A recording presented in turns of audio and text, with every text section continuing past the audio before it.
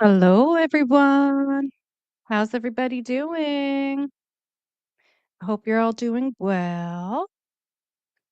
Happy Thursday. I believe it's Thursday. Sorry if I'm wrong.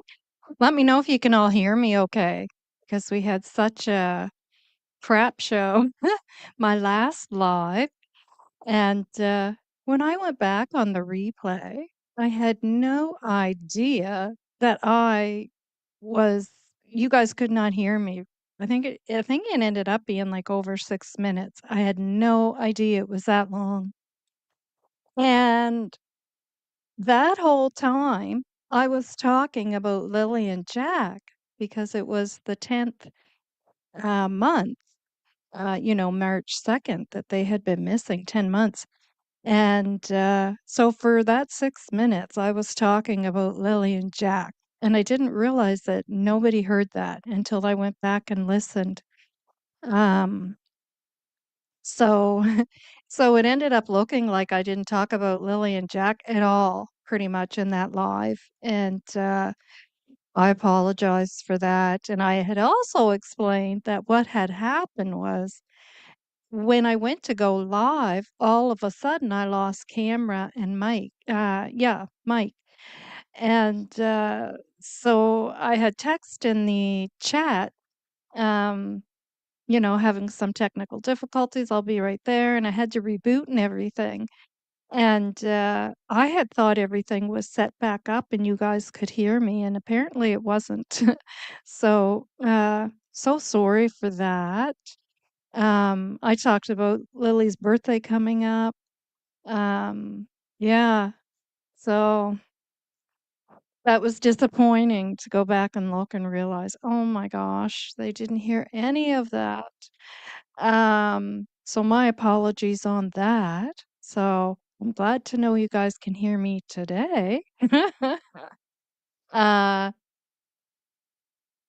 there we go. Hi, everyone.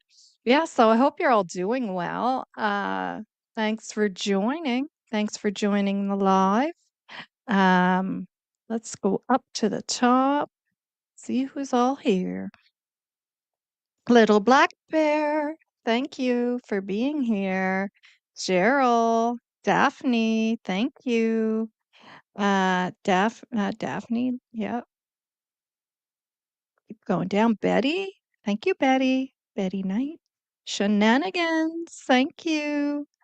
Joyous, hi. Just the facts, ma'am. Hello. Uh, yeah. And there could be others watching. I can't tell. You can't tell when there's a members live. And I tried to gift some memberships out, and I don't know why, but it wouldn't let me. I don't know what's going on with YouTube or StreamYard half the time giving us trouble, but whatever. Um, so I hope everyone's doing well. How's everybody doing? It is freezing here today. Yesterday wasn't too bad out. Um, my husband and I went out yesterday, and it actually wasn't too bad out. And then we went down to, um, I call it TRA, but it's like Sobeys. Um, yeah, to grab some chicken wings, and it is freezing out today. It's freezing. Not nice out at all. And it's going down to minus 20 overnight or colder. So, yep. Uh, yeah. So just the fact, sorry, Joyous says she's doing great. Was out doing yard work. I wish we could do yard work around here right now. Hopefully in April. Last year was terrible because we did not have a nice April at all. And like it was terrible. You couldn't go fishing, you couldn't go out and do yard work. It was just windy, terrible, cold, rainstorms. It was horrible. Uh, yeah. In fact, and not that it was a nice day out that day, the day that Lily and Jack went missing. Well, the May 2nd. Um, Not that it was a gorgeous day by any means on May 2nd of 2025, but it was nicer than the previous days up to that point. And so that day it was kind of half as nice. And then the next day, the following day on Saturday was beautiful. I believe it reached 20 that day. And then we went back into the cold, rainy weather. Um, and Little Black Bear says, raining cats and dogs. Not here. A lot of meows and roofs. Just the facts, ma'am. Oh my lord, so cold. Yeah, my hands and face are aching in minutes. Hate the cold now. Yeah. Uh, Now that I'm old, yeah. It's as you get older, that's why people go down south. A lot of people from Pictou County, older people. Well, they used to. I don't know nowadays with the money issues and job issues here. But and when you have issues with pain, the cold is terrible because the last thing you want when you have issues with pain, and for me, it's the back pain and hip and leg pain. You don't want to ever be tensed up because it just throws you back into that cycle. And yeah, not good, not good. Um, well, thank you all for being here. Like I said, I sent out, I had 10 memberships. Now, the other day I sent out 5, and today I wanted to send out 5 more, but they're not even showing. So, but I know I have them. So I was hoping that some of the people who uh, join the show often that don't have memberships would get them, but anyways, I tried.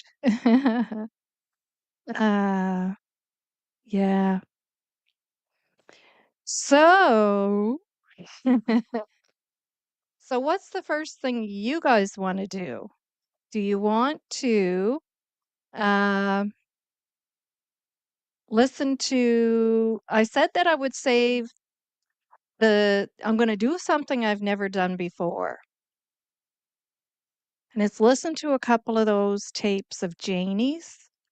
Um, and only because, first of all, it's a reminder of what Lily and Jack were living with. And second of all, it's a reminder of the mentality of what Lily and Jack were living with. And it's so concerning that I think it's worth a discussion of just how concerning it is. Like, like to me, honestly,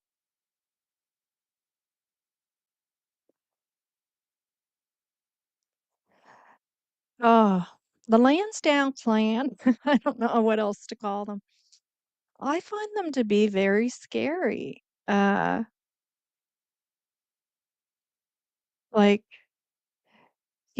fear, like literally, like when I listen to their type of thinking and the mentality, it just strikes a feeling of fear with me, in me.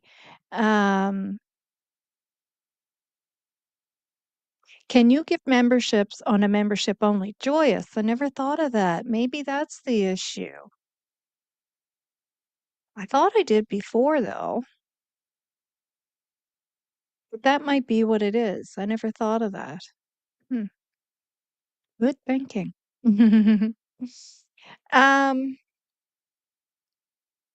yeah, like I don't know. Like I just feel a feeling of fear when it comes to the things that come out of the mouths of the Mackenzies and or Martells. They sound like rough folks to me. Yeah, I would agree, you know. And remember, I'm from the area. Like I live here. Not everybody, uh, that's not the majority. That is definitely, I mean, I would admit there's issues with abuse here in Nova Scotia in general, and it is bad here in Pictou County. That's just a fact, and I've been preaching that for a long time.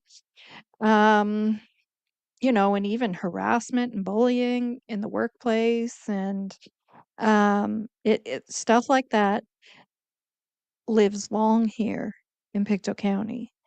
Um, but even outside of that, what I see in these folks is beyond even that. It's just uh I don't know, it just makes me feel fear. Yeah. And I've always had a hard time listening to Janie. And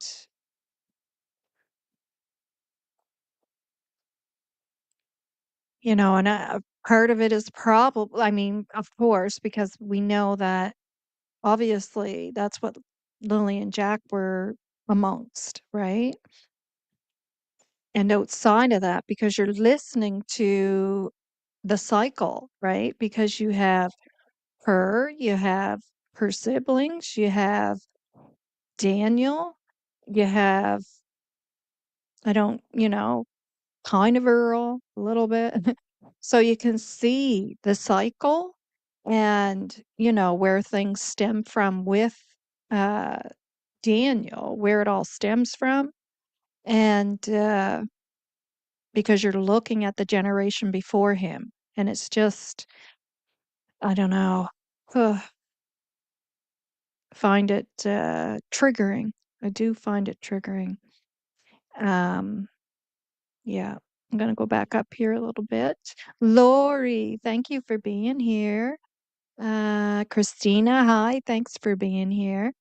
Hi, Nova. I listened to the clips Mike D played over the last week or two. Yeah, yeah. And I was going to play them on the last live. I think you were there too, Christina. And then I got a little nervous because I couldn't quite remember exactly what everything Janie said, but I listened to them again. And as long as I pull out the beginning of what Mike says, I think we'll be fine as far as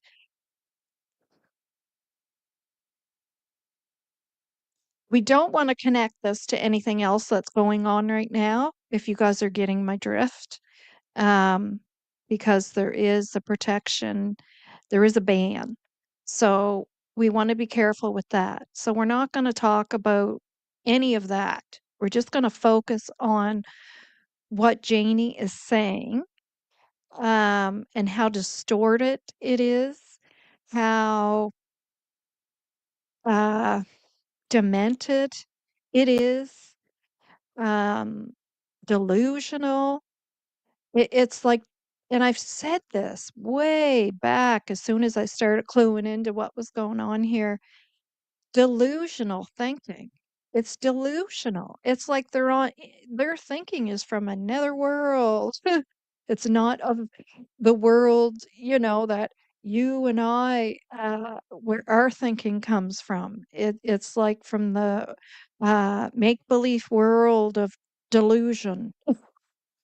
That's all I can say. It's scary. Um, and, you know, And it's like no matter what shows that no, there's no way that that is fact or truth. It doesn't matter. It does not matter. You're supposed to agree with that delusional thinking, whether any of it makes sense or has any facts or truth to it. It doesn't matter. And it's very scary to think that, um, I mean, it's obvious that it's been a way that has worked with their circle of individuals in their life, right? And it's been okay and it's worked, and that's just how you tick and you get on by, you know? And then you come from the world of delusion to folks with us and try to pass that off. And we're just like, what the hell? Come on now. It's scary, very scary. And to me, it just makes me feel like any individual or individuals like that can do anything and just pass it off as, um, you know, oh, this is what happened. This is what's going on there. Because it's okay to just spew some delusional thoughts and expect everyone's just going to follow suit with that. I've never been a sheeple. I've always stopped and thought for myself. And um, yeah, so everyone was saying, she said who the victim was, but I didn't hear that. Is that true? If we cut out the beginning of what Mike says,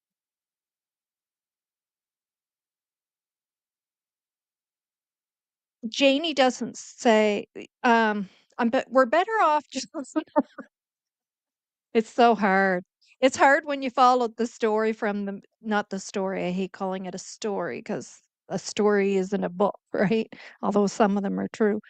But well, there is true crime. We're going to get into that too in a bit. Um, we've all followed this from the beginning, so it's really hard to, to me, as long as you're not outright discussing that case and then saying the name of the person involved in that and not, you know, fine, right?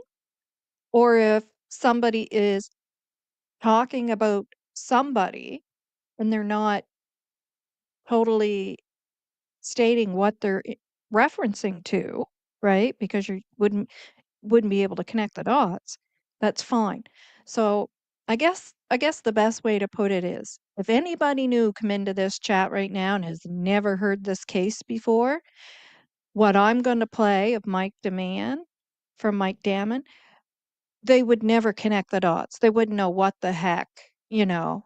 Like if I said, you know, John went to court due to S assault of Jimmy McClucken, right? Then that's an issue because anybody new coming into this chat right now, they're going to understand that, right? And because I named the victim and I connected it to the charges of John. Um, you know what I'm saying?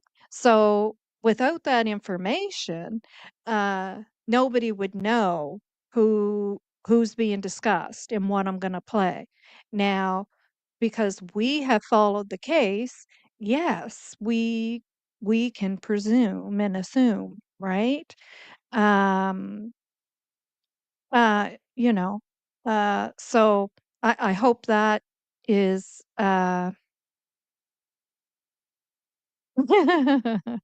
yeah. So I hope that helps, if you understand what I'm saying. Um, yeah.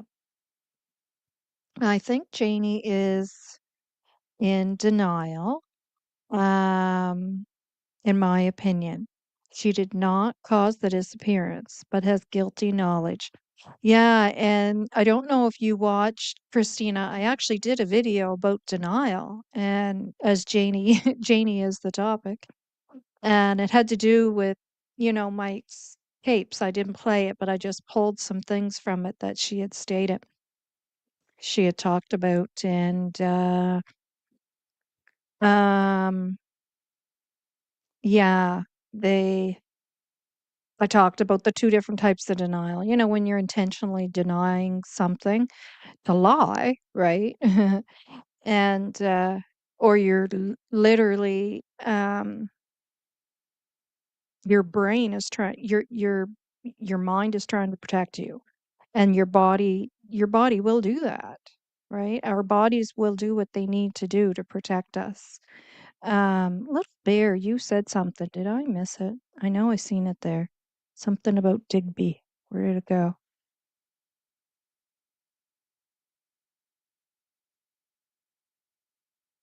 Nova is Digby in Pictou County. No, no, or part of it. Nope, nope. If I'm wrong, I'm sorry. Oh, Christina, that reminds me. You had asked me about um fish packing plants here, and I had said Logan's. It's not actually called Logan's. It's called Northern Seafoods. Oh God, if you look it up, Pictou County fish packing, it'll come up. But I think it's Northern Seafoods. Now, uh, Logan's takes their seafood and packages it and sells it too. So that's why I was getting it mixed up. And yeah. So if you look that up, you'll see that. You'll see that in Logan's. Yeah. And that is down in Pictou. Uh, it's actually right on the water. My husband and I, that's where we used to get our lobsters. We would when I'm looking over this way, I'm looking at the chat just so you guys know. Um and yeah, so we used to go down there, and the boats that just came in, you used to be able to walk down, and the boat would you just wait, and then the boat would come in, and you go right over to the boat, and they'd give you the lobsters that just came in, that they just took in out of the traps. That's how fresh we get our lobster here. But then they stopped that. They wouldn't. I think it had something to do with COVID when they stopped people from doing that. So we haven't tried it in a few years, but yeah, it was nice because you go for a nice drive down there, and then you go get your fresh lobsters. I mean, you can't get them any fresher than that, and delicious. I came from a small village, and it's kind of the same mentality. You don't rat on anyone else. Yeah, there's a lot of that in Nova Scotia. And yeah, hazing and degrading ceremonies. Yes, hockey team just happened. Is so normalized all over Nova Scotia. I started playing pickleball, and a woman who my mother knows felt comfortable doing it to me and my friend. What? Like that's an issue. Like I I would not put my kids in hockey. They went to karate. I've never ever heard tell of hazing taking place in karate and swimming lessons. Because I thought, no, no, they're not going into any sports like that. Those very competitive sports. No, no. Um, I was actually told there is a railway station there, Yellowstone reference. Do you know what? Yeah, I gotcha. I gotcha. So just the facts, ma'am. Literally. Uh, I said to my husband, this reminds me of the poor version of Yellowstone. So you're getting those vibes too. And yeah, I totally pick up what you're laying down there. Yes. Big fan of Yellowstone. Mhm. Yeah. Everybody will be watching Yellowstone now who hasn't. Uh, but I said that to my husband. I said, "This is like the poor version of Yellowstone." Yeah. Yeah, use your emojis, guys. Everybody says they love my emojis. Um, uh, if I were a little child, Janie would terrify me 100%. Just with her voice and her facial expressions. Yeah, same. Christina says, or Cheryl. Yeah. JM and a lot of her kin are very prejudiced towards the lazy natives. In quotations, yes, because we know that's not true. um, I've heard it myself where I grew up. It's disgusting. It's so disgusting. And we're gonna play Michelle's clip, by the way, in case anybody hasn't seen it yet. I know it was played on probably one or two other channels. I don't care. I am playing it again. That woman is a warrior. She truly is. Um,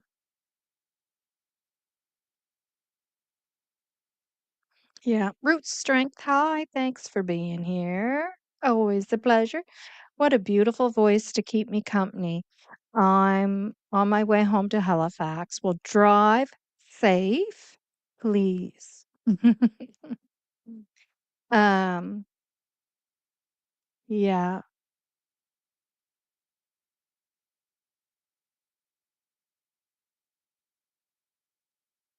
Yeah.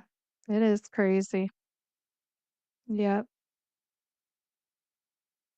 Oh, thank you, Just the Facts, man. Yeah, she seems like a firecracker. Oh my God. For sure, eh? My husband and I just laugh. My husband and I are such advocates for, um, the fact that, uh, one thing that really disgusted me, him and I both, we went to, oh, what the heck do you call those? It's like a museum, you know, and it had the stories of certain things that happened in Nova Scotia, the history, right?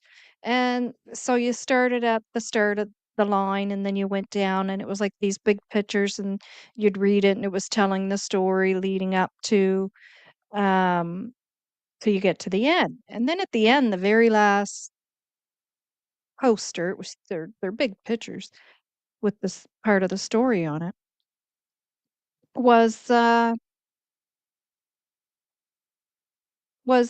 indigenous, and I thought, "Well, that doesn't make sense." Like, they should have been at the beginning, you know? Why are they not at the beginning? They were here first, remember? They should be the first picture, the first poster in this story, not at the end. And I can't even remember exactly what it stated, but what it stated too was just like, that's it was disgraceful, you know? Uh, yeah, that's their First Nations. First Nations. They should be at beginning. They were first. First. And that includes my ancestors. Uh, but yeah, so it's quite disgusting. So then, I just always say to my husband, and we have conversations quite a bit about it, and I say, just imagine, if we had of taken on each other's cultures and you know, so you look at one culture and okay, well, let's say Italian, Italiano, right? I mean, could we do without Italian meals? You know, like they are known for the cooking, the cooking and the wine, right?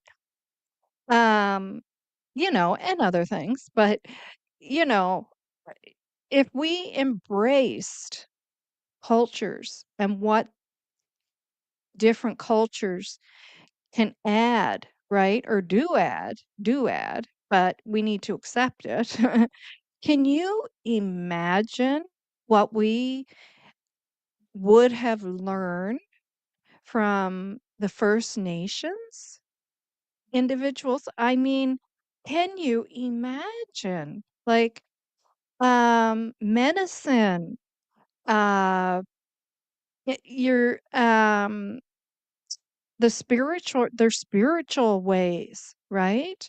Instead, they were pushed into Catholicism, forced, not even pushed. Um, but you know what I'm saying? Like, and to me, it's so disgusting.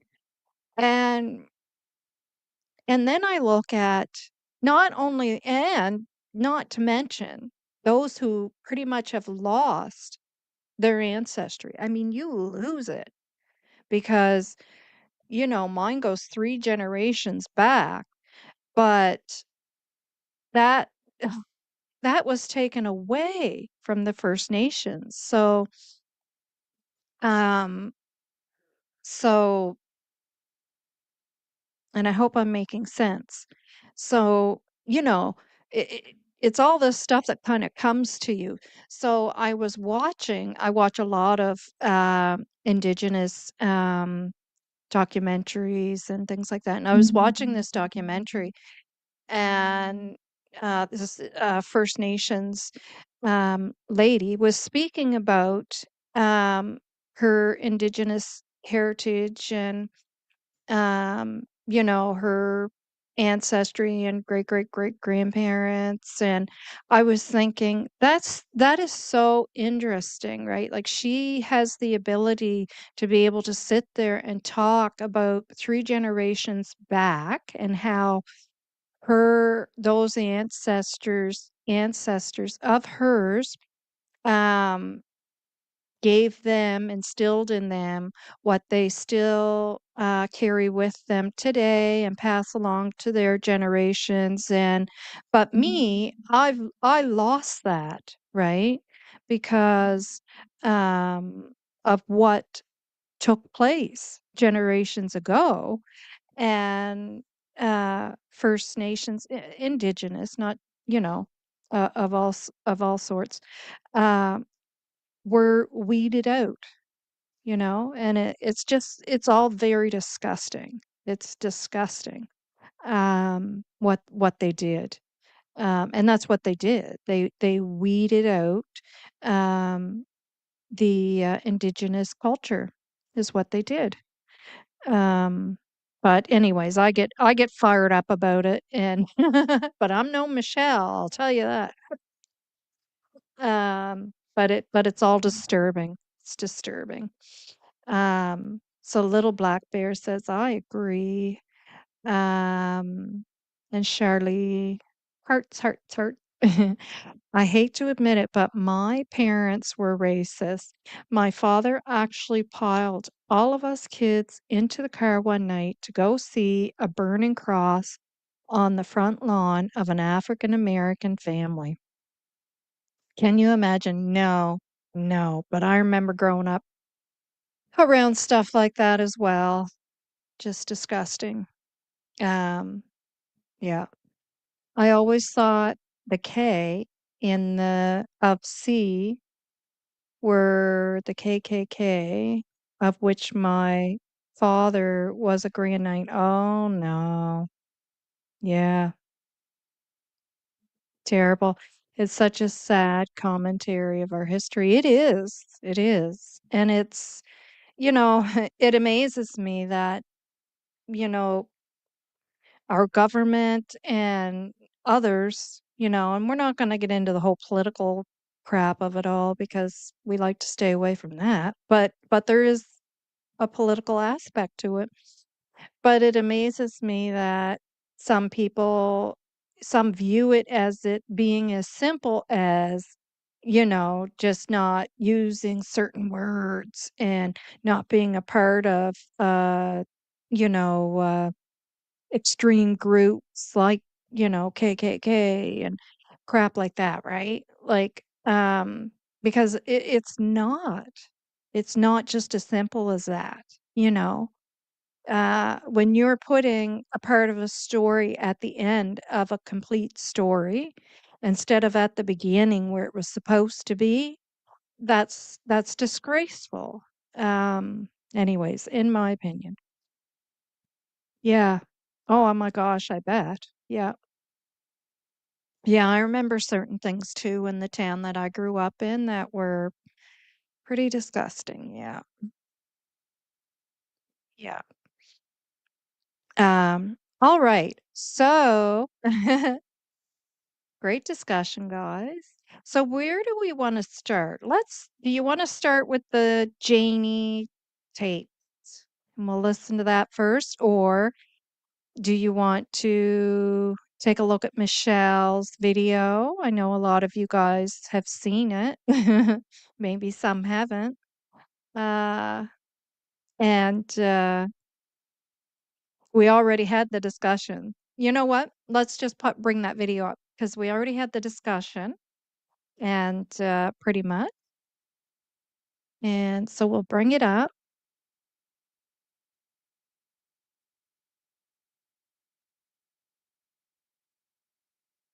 Mm,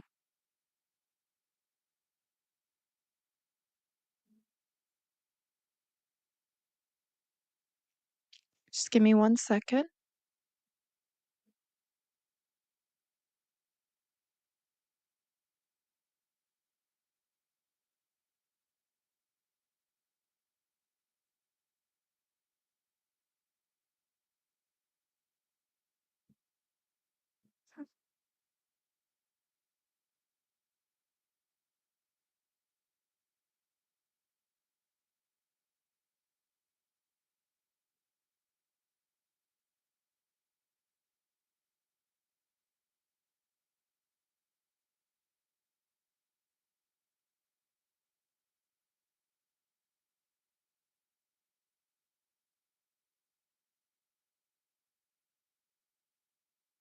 Oh, Cheryl sent me something else.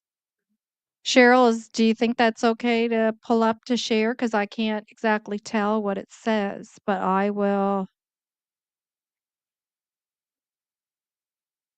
I'll bring it up if it's okay to share, if you say so in chat.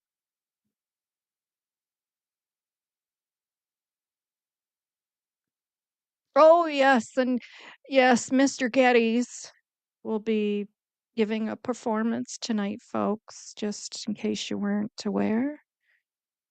Um, yeah. Mm-hmm. I love Chief Michelle. I love Chief Michelle.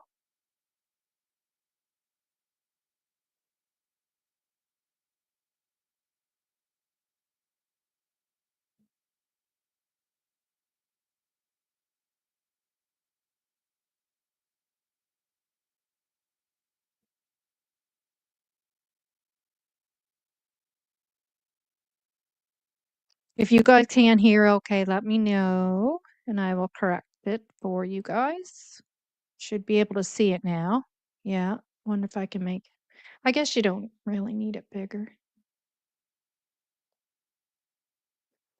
Do, do, do, do, do, do, do, do. I can't make it bigger anyways, I don't think. Hey everybody, Chief Michelle here with Sabaganaggity. So I'm getting word there's 3 raids going on currently in 3 different First Nation communities. Bulladeck, Bakangag, and Wekoma. I'm hearing that there's going to be more on other communities. So what we're doing in Sabaganaggity, already started, we're going to have checkpoints at our entrance and at our exits. Um, if you're up here visiting family or you live here, come on up. If you're not trying to do us any harm, you're welcome in our community. But for those who want to do us harm, by force in our community, you're not welcome here. And if you're foolish enough to come up here, you better be smart enough to figure out how you're getting out. Straight What? up. Our roads are blocked. So, have a good day, everybody. Stay safe. And remember, we as Mi'kmaq has jurisdiction over these lands. Sorry, I'm getting fired up, but I'm tired of this government trying to push us around and tell us what Yep. we can do and we can't do. You're not telling us. We're telling you. And guess what? Hey, everybody. Chief Michelle here with Sabag. So I'm getting word Everybody there's should be 3 saying that. raids And going that's on. another thing. That is another thing that peeves me off is the fact that people get peeved off when First Nations or any Indigenous group stands up for their rights. Like, hello, everybody should. We all should. Like, hello. um, yeah, like the 300,000 that Houston just gave the province for a Nova Scotia advocate. Like, no, no. People need to fight for something better. But guess what? Nobody will. Nobody will. So we should all fight like the First Nations folks fight. Yeah. So, but people will put them down instead of saying, geez, we need to fight for our rights too. Like, we need to stand with them. Uh, it's just ridiculous. So I know some people have some questions there. So let me go back up. And by the way, Michelle is the same chief who has put out anyone who is known in their community to be making rugs in their community. There is a reward if you come and uh, turn that person in, who will then be turned in to the police. Um, so, or perhaps they'll deal with it in their way. But my assumption would be is that police would then be involved. I can't remember exactly how it was worded, but um, yeah. So ACAB. I don't know what that means. Um, who's rating them? Well, it would be RCMP. Only RCMP would be allowed because they have jurisdiction, right? And they need to get their own policing. Stop this stuff. The fascist police. Yeah, RCMP. But the thing is, RCMP, when the government come out and said that, um, which is that was disgusting in itself. Like, good God, um, racist, like so racist. Um, but when they come out and said that about,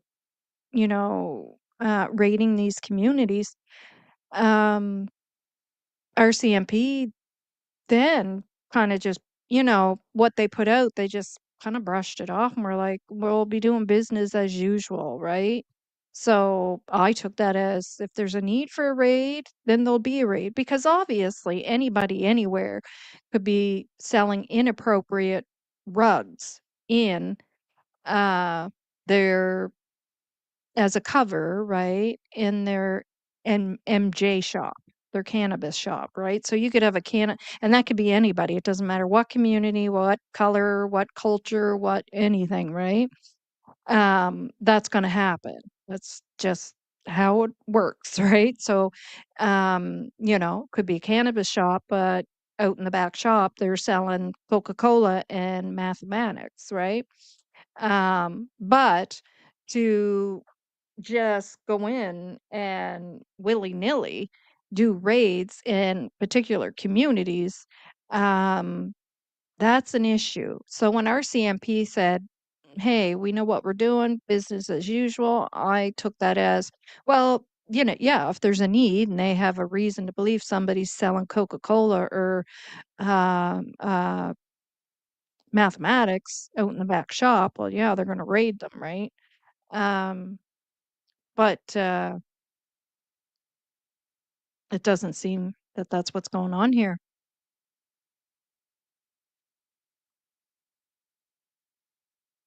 I support them every time I drive by. Well, I'll tell you. Yeah, cannabis shops. Yeah.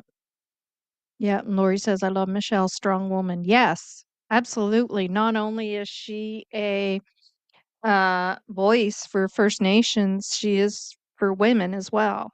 Big time. Uh, stand together. Yep. RCMP have been ordered to do this. Yeah. By the government, exactly. Yeah. And that's why I say it's kind of hard to stay away from the politics of it, but we won't get too deep into it. I know we all have thoughts. Uh, yeah, the premier, sorry, I think I said prime minister. Most Canadians will not stand up, right? In my opinion, Alberta has started, and Saskatchewan, in my opinion, the rest of us need to do like the natives. Exactly. And Quebec too. They tend to, they'll kick up a fuss when they have to as well. Yeah. Um, and PEI can get their backs up too. I lived in PEI for a little bit, and yeah, yeah. The government is trying to get people to buy from exactly root strength from the agencies. They regulate so that they can collect tax off the sales 100% from that and the e-cig stuff, because don't forget that they sell the e-cig stuff too. And this is why I'm saying about embracing other cultures, because who thinks, if you were to choose any culture that had the monopoly on tobacco and certain things like cannabis and any types of herbs and who would that be? Who would it be that you would want if you had to pick one culture to have the monopoly on that? It would be indigenous. They know they have good practices. They have good education on it. They know what they're doing. So I'll tell you that. So when this became legal, I was in my 40s. I had never ever touched marijuana in my life up to that point because I follow the law and it was illegal. My husband and I both. So uh we said, well, we got to try it, right? It's legal. And so we went, oh, we um actually my uncle did it with us because he was already a smoker of it. So to be safe and have proper education, he did it with us. Um, and made sure that, everything went okay. And yeah, I know. Such nerds, eh? Such nerds. Um, and then after that, when we puffed it again, we bought it at the liquor store. And I was, it was horrible. Like I said to my husband, like, that is not like the stuff that my uncle had. Like, it petrified me because I was like, was there crack? Did somebody sneak crack in there or something? Like, because I've never done any of those drugs. I didn't know anything about math or anything. Like, I just didn't know about this stuff. but I was saying that to him, like, "Did somebody spike it with something else?" That was really bad, right? Um, and I thought, "I'm never touching that stuff again. Never." Like, that was horrible. Um, anyways, but then I did it again, and it was the stuff from the, reservation, and education. So I was with my husband when he purchased it, and I said, "I had a really hard time, you know, before, and maybe, like, I don't know, do I have an allergy? Like, what the heck happened, right? It was totally different than the stuff my uncle had." And, anyways, they did all this education and which stuff was best, and anyways, and that stuff was normal, right? And then to find out that the stuff my uncle had purchased as well also came from, um, the reserve as well, right? So, no, like, I mean, they know what they're doing, and that stuff in the liquor stores is garbage. I mean, when you go when y y and I mean, that's it for me, like, I don't do marijuana anymore, like, I tried it and that was it, and I was, like, done with that, right? Thank God I don't have, like, an addictive personality because I can try something and go, "Nah, done with that." Um, but, uh but, like, to compare both and see the difference, like, that stuff from the liquor store is garbage, it's junk, it's horrible. Uh, yeah. I have a medical card to buy it. Yeah, yeah, but it's garbage, and, I would much rather and by the way, when we purchased it from the liquor store, I went in to speak to the person then as well because I want education. I have questions, um, you know, because it was new to me and it was the first time I was ever trying it. And I wanted to ask questions, what's the best for pain?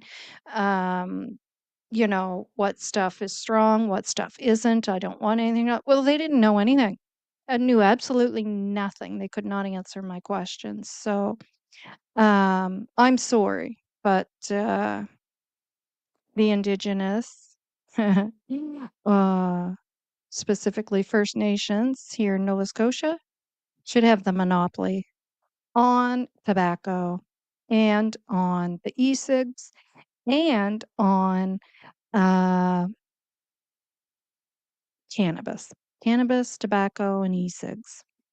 It supports small businesses, and that's the other thing.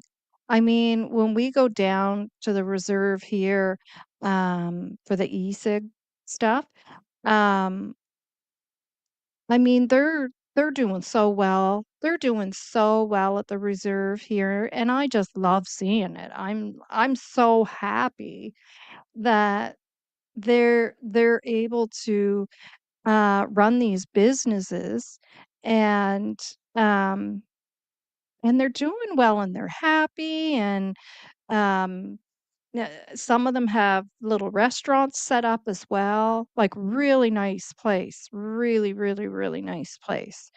And they have the music going out in the deck, like it's really nice. But anyways, and I don't find the government of Nova Scotia supports small businesses anymore anyways. When I grew up here in Pictou County, that was a big thing. If you wanted to start a small business, the government would support you and there were programs to help you, but that's a thing of the past. They don't support small business owners anymore. It's strange. I would buy some from the reservation for pain because of arthritis. Because they were knowledgeable, yep, on the different strengths for night and day. Yeah, they know their shit. Like, they can answer your questions, and the stuff that they have is not garbage. Um, yeah. And now I'm not saying every single place you're gonna walk into on a reserve is gonna be like that because, like I said, no matter where in any community, obviously, or Michelle wouldn't have put out, um, if anybody comes forward with knowledge of anyone in their community, who is selling illegal drugs, making illegal drugs and whatnot, illegal activity going on with drugs in their community, uh, that there is a $20,000 compensation for that. So she admits as well. It can happen in any community. It doesn't matter what community it is. But yeah, I tried the CBD. It made me feel really weird, like in my head. I was like, I don't like that. But I've got I mean, I still have the odd critical period with my pain. Like after I had the flu there, it was really bad just because of being sick and what you go through with a flu or whatever and coughing. Um, yeah, or when I was playing peekaboo with my grandson and it irritated the upper disc ear compression in my neck. Um, because I'm not supposed to lift my hand above my head and I did. Uh, so but outside of that, I'm able to keep my pain down around a 5, between a 3 and a 5 daily. Um, and then I have my critical areas of pain, which I use heat, and I have called tramadol, and I'm allowed to have 1 or 2 of those. So, yeah, I would buy some from the reserve. You need to try Dr. Teal's bath salts with cannabis oil. Hmm. Okay. That's different. Dr. Keel's with cannabis oil. Does it make you stink? Or did they put something with it so it doesn't stink? You can even buy it in cream form or tubes. Oh, wow. Okay, I'm gonna look that up. Dr. Teal's. I'll remember that because teal is one of my favorite colors. I'm white and find it terrible what some of the white peoples have done to the natives. Grew up with many native friends. When down in Nova Scotia, they did not welcome me. Mm, there, because I was of the color we are. Yeah, yeah. Then it's not shocking what you're saying at all. One race created by creator, in my opinion, that I believe. Yeah, people.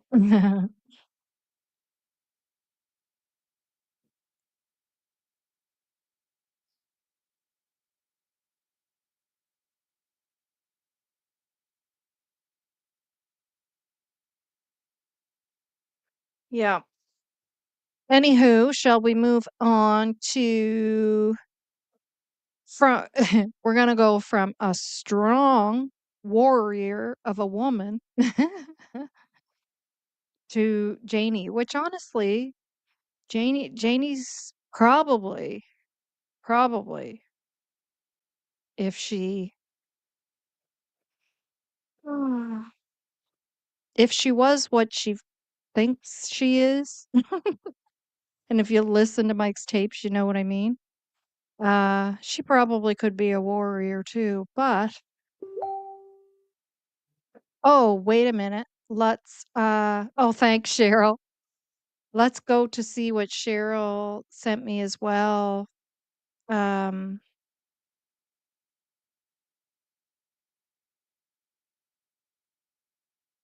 just give me, I'll unshare this or I'll just do this.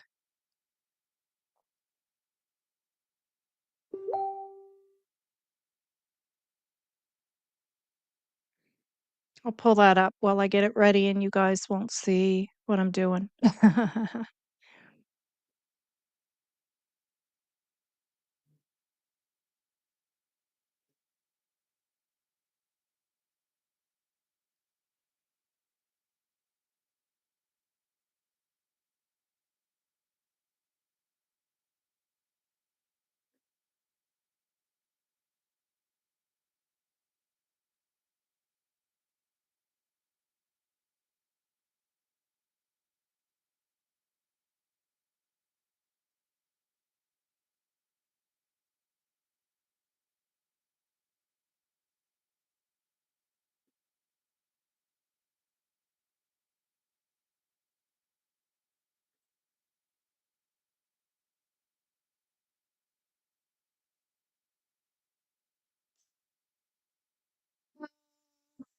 Right. Do that.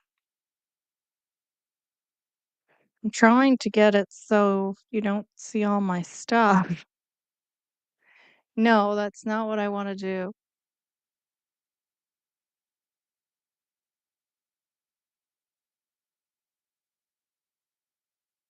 Uh, oh my goodness, now I lost the messages. I'm so terrible at Facebook, you guys. You wouldn't believe it. I'm horrible at it. Oh, thank you, Cheryl, the Miss Dr. Teals. Pain is horrible, man. I'm telling you.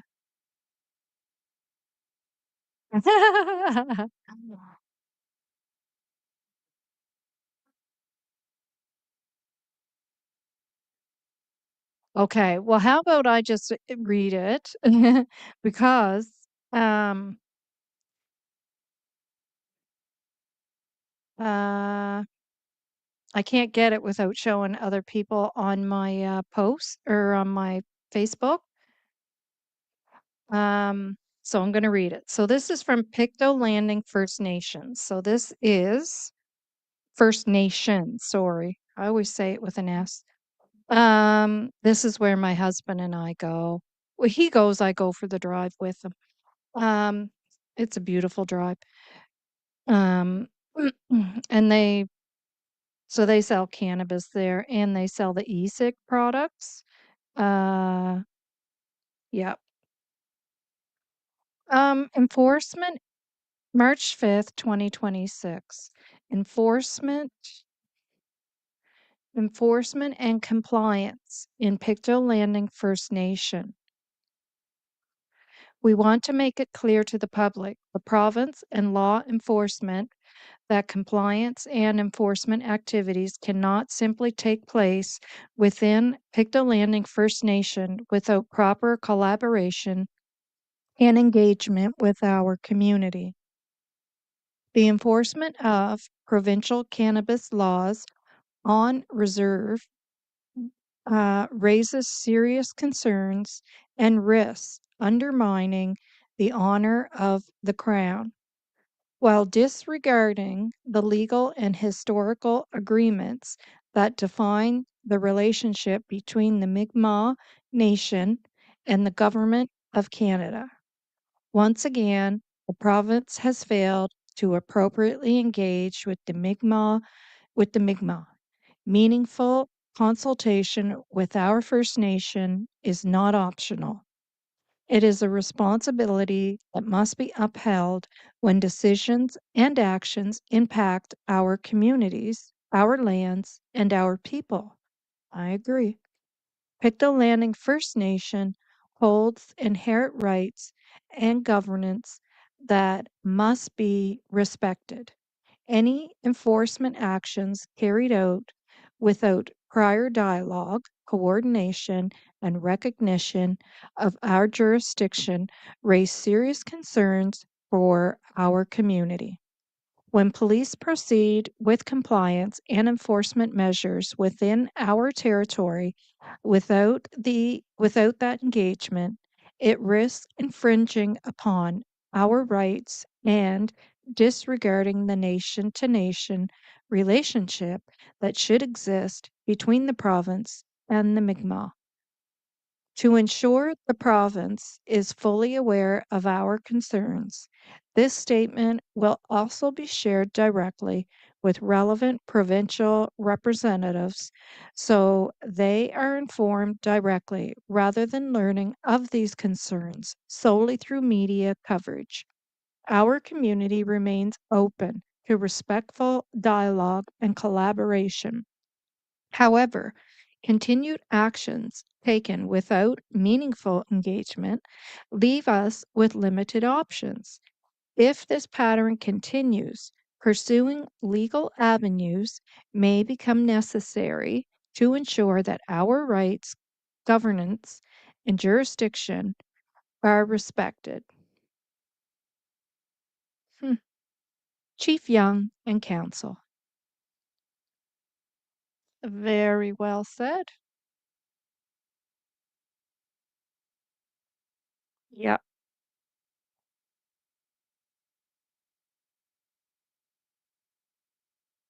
Very well said, for sure.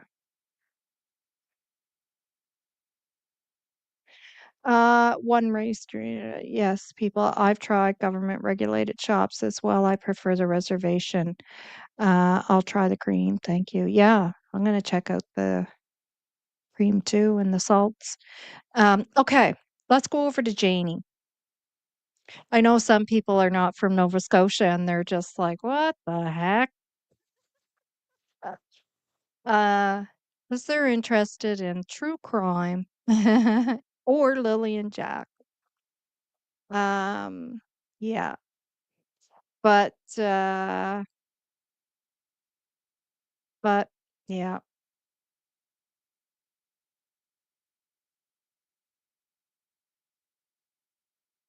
Okay, so let me get the Mike's video here,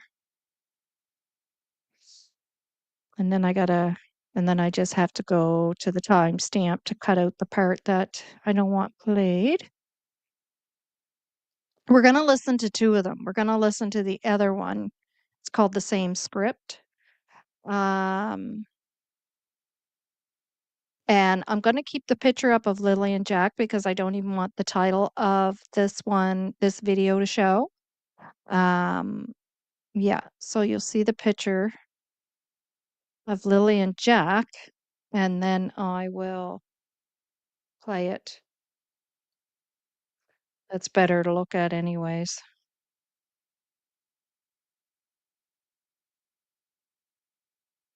Lilly&Jack. Okay, 3:46.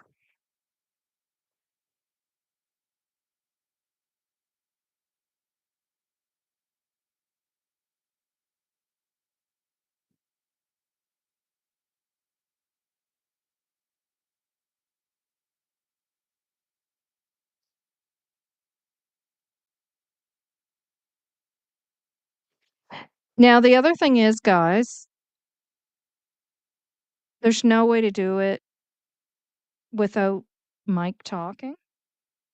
So you're going to hear him talking as well, okay? There's part of it that we don't have to listen to. We can listen to some of it and then we'll skip to another part, 9:31. Because there is a big long part where he's talking that we don't have to listen to it. So, and this is Mike Dammann. His channel is Statement Analysis, and I'll leave that up to you if you want to go join the channel. Yeah.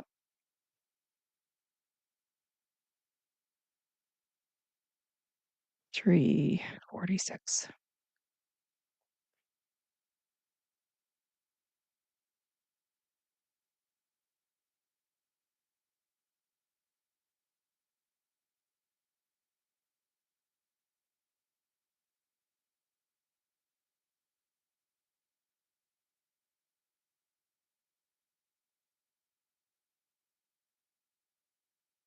All right. If any issues hearing it, let me know and I'll correct that. She's trying to take the heat off of herself. Why? Exactly. Don't just hint. Tell us what you think she did. They put it on Daniel to make... Put what on Daniel? What are you talking about? Daniel look bad because things aren't going her way. What do you mean things are not going her way? Her children are gone. Her children are missing, right? What exactly isn't going her way? And this is a way of getting him to try to what? get him to do things that she wants. Like what? So what I mean by that is there's Cody. Oh, now you're going into Cody? Cody was years ago. She was with Cody. Uh-huh. Cody gave up. It didn't want nothing to do with her anymore. Yeah, and also Belinda said that Cody was overwhelmed, in her opinion, being a young father and having responsibility. I don't know. I mean, now you're interpreting Cody's actions. That still wouldn't explain Cody not being interested in his children. So we signed the kids over to her so we could get rid of her. And Oh, I see. So he hated her so much and she was such a bad person that he sacrificed his own kids for his peace of mind. Okay, that's Janie's logic. I think this is what she's trying to do with Daniel. That's my opinion. Oh, I see. You see, you always have to listen very, very closely in order to get a feel for what her intentions are. What is her intention with her statement? And as far as it goes, Daniel's not cooperating with her, and she doesn't like it. Daniel isn't what? Co-operating? And she's playing the victim here, and probably going to play a mental. And she was in the mental hospital. Oh my God! So everything she's doing. Okay, so I'll pause there and we'll discuss that part, and then I'll go to the area that we don't need to listen to, and then we'll go back. Yeah, exactly, Daphne. Exactly. Um, Hi, and thanks for being here, Daphne. Daniel makes himself look bad. Exactly. Exactly. When did she ever make him look bad? Like, it's not Daniel's own actions that make him look bad, you know, not at all. Not at all. Yeah. Um, it's so delusional. And do you remember the big long message I wrote to you, Daphne? And I was like, it's such delusional thinking. So delusional. And she's so trying to convince you to just go along with it. Like it's just average, everyday, normal thinking. And that was over the interview with CBC News and her stating the only footprint that was found was right here. And Allie, in a normal, sweet, low voice says, but I thought down the road there, it was confirmed that there was footprints of lilies found there, or children's footprints found there. And she says, "Yes, yes, Malaya said that. But I'm telling you, the only footprint was right here, and it was Jack's." And it's like, none of that is true. None of it was in the documents. Um, it's never been mentioned by our CMP. Um, you know, and she's her delusional thought, with no truth or facts behind it, is uh, that the only footprint ever found was right here and it's Jack's. And, and it's not true. It's just not true. And it's so scary. Like, it is scary. It's like someone saying that's purple and you can clearly see it's red. No matter what, they're going to try to convince you it's purple. It's purple. It's purple. Man. And it has nothing to do with Cody. Exactly. And, when your own mother, Belinda, states what took place there, and she was very honest, he was dealing with addictions and he couldn't be a father at the time. That's what she's put out there. Um, and, excuse me. And the thing is, you never know how things are going to work out down the road. I mean, yeah, time had went by, but would there have been a point where Cody would have got his shit together and then realized, what am I doing here? Like, I have two children, and I mean, it's happened. It's happened, right? Where somebody's snapped out of it, got their shit together, and then come back and said, I'm sorry. I want to be a father to these children. I was wrong, and I have a lot of time to make up for. But all those options are gone now, you know? Um, but and that's happened to men and women where, whether no matter what the reason is at the time, they just can't be a parent for whatever reason. Um, there's children that end up in foster care for short periods of time due to certain circumstances, and they go back to their parents and or parent, and everything's fine after that. But that during those circumstances, there were things that that individual had to deal with. Um, but you know, and who will ever know if that was ever going to be happen, right? Because that's been taken away. Um, oh, is it raining there, Daphne? You're lucky. Get rid of the snow. Uh, Malaya hasn't said anything much. So how did she make him look bad? Exactly. Exactly. Yeah. Yeah.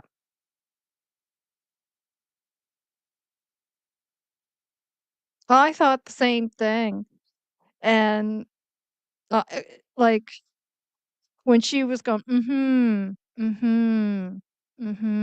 I was like, oh my gosh, that poor woman. That poor woman. Yeah. Well, like I said at the beginning of this, like this behavior and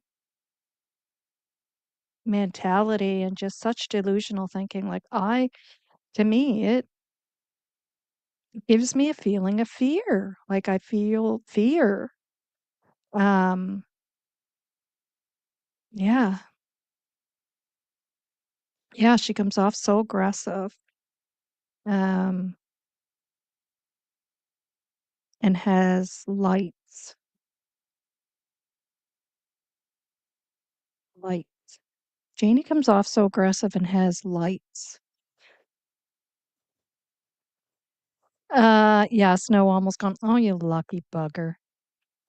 So you guys, see, we still have tons of snow here, and we could still get more in March. So, uh, yeah. So even though fishing season will start in April, you gotta wait. You gotta wait. Uh, I know. I know exactly. That's what I'm saying. Like if I feel that, that's why I say even if Lily and Jack took off because out of fear, feeling that same feeling, right? Like, and they wouldn't even understand why. Like, it wouldn't be like, little ones would say, let's get the hell out of here. These folks are crazy. They would just have those feelings inside and want to escape to something better, whether it was to try to get to school or just go enjoy nature, and go for a walk or try to get to somebody else's house or whatever, right? And something took place. It's still, in my opinion, no matter what was going on that property that drove them to that, right? If that's what took place, you know, and caused them to perish or caused someone to come along and snatch them, right? Which I don't really believe that took place, but yeah, yeah, same Nova. The rain clears the snow. Then once you think spring is here, we get a foot. Yes, yes, the farmer's blanket, they call it. Yeah, exactly. Janie must have been really mistreated as the child. I agree. That's why I say that's part of why I find this also scary as well, is because we're watching a cycle, right? You hear about the cycle. Well, we can imagine in our minds why Daniel is the way he is, right? And then we see what Janie's like and all her siblings, pretty much all of them. Won't throw them all under the bus. Um, but so kind of opens your eyes, right, to generations of a cycle here. Uh, even back 4 generations, in my opinion. Yeah, I agree. I agree. And apparently, I don't know if you guys caught Sonny's live last night, that Jim McKenzie or James McKenzie, the grave digger, was taking pictures. Or I don't know if I think it was the daughter as he was driving, which, okay. So again, just the mentality of these folks. First of all, what the heck are you taking pictures for of somebody else who, like, it's just ridiculous, you know? Um, and second of all, uh, it's so they're so confusing. Like one day it's one thing, the next day it's something else because he's the one who was going on about rugs out there and the rug issue, and that even uh, he thinks even Logan is on something, not the math, but maybe the Coca-Cola. Like uh, the whole lot of them is just, I'm telling you, uh,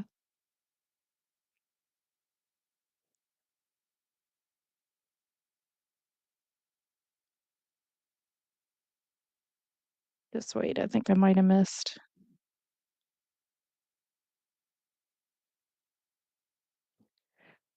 Yeah. The snowdrifts almost caused us to get, ooh, T-bone 2 weeks ago, and I literally thought I was going to, oh, yeah, that's scary. That would be scary. I can't believe it's coming up a year. I know, right? I know. Less than 2 months. And nothing on Lily and Jack. Yeah. And why then? What happened within the past few weeks to lead up to their disappearance? Yeah, right. Exactly. Because we know certain things, and those type of relationships can uh, get worse when somebody's going to leave. Um, even if, you know, even if he just felt that that was going to happen, or, you know, yeah, something happened. Or was there more Matthews going on, maybe? You know, like what was going on? 3 adults on that property and they say nothing unbelievable. Yeah, I know.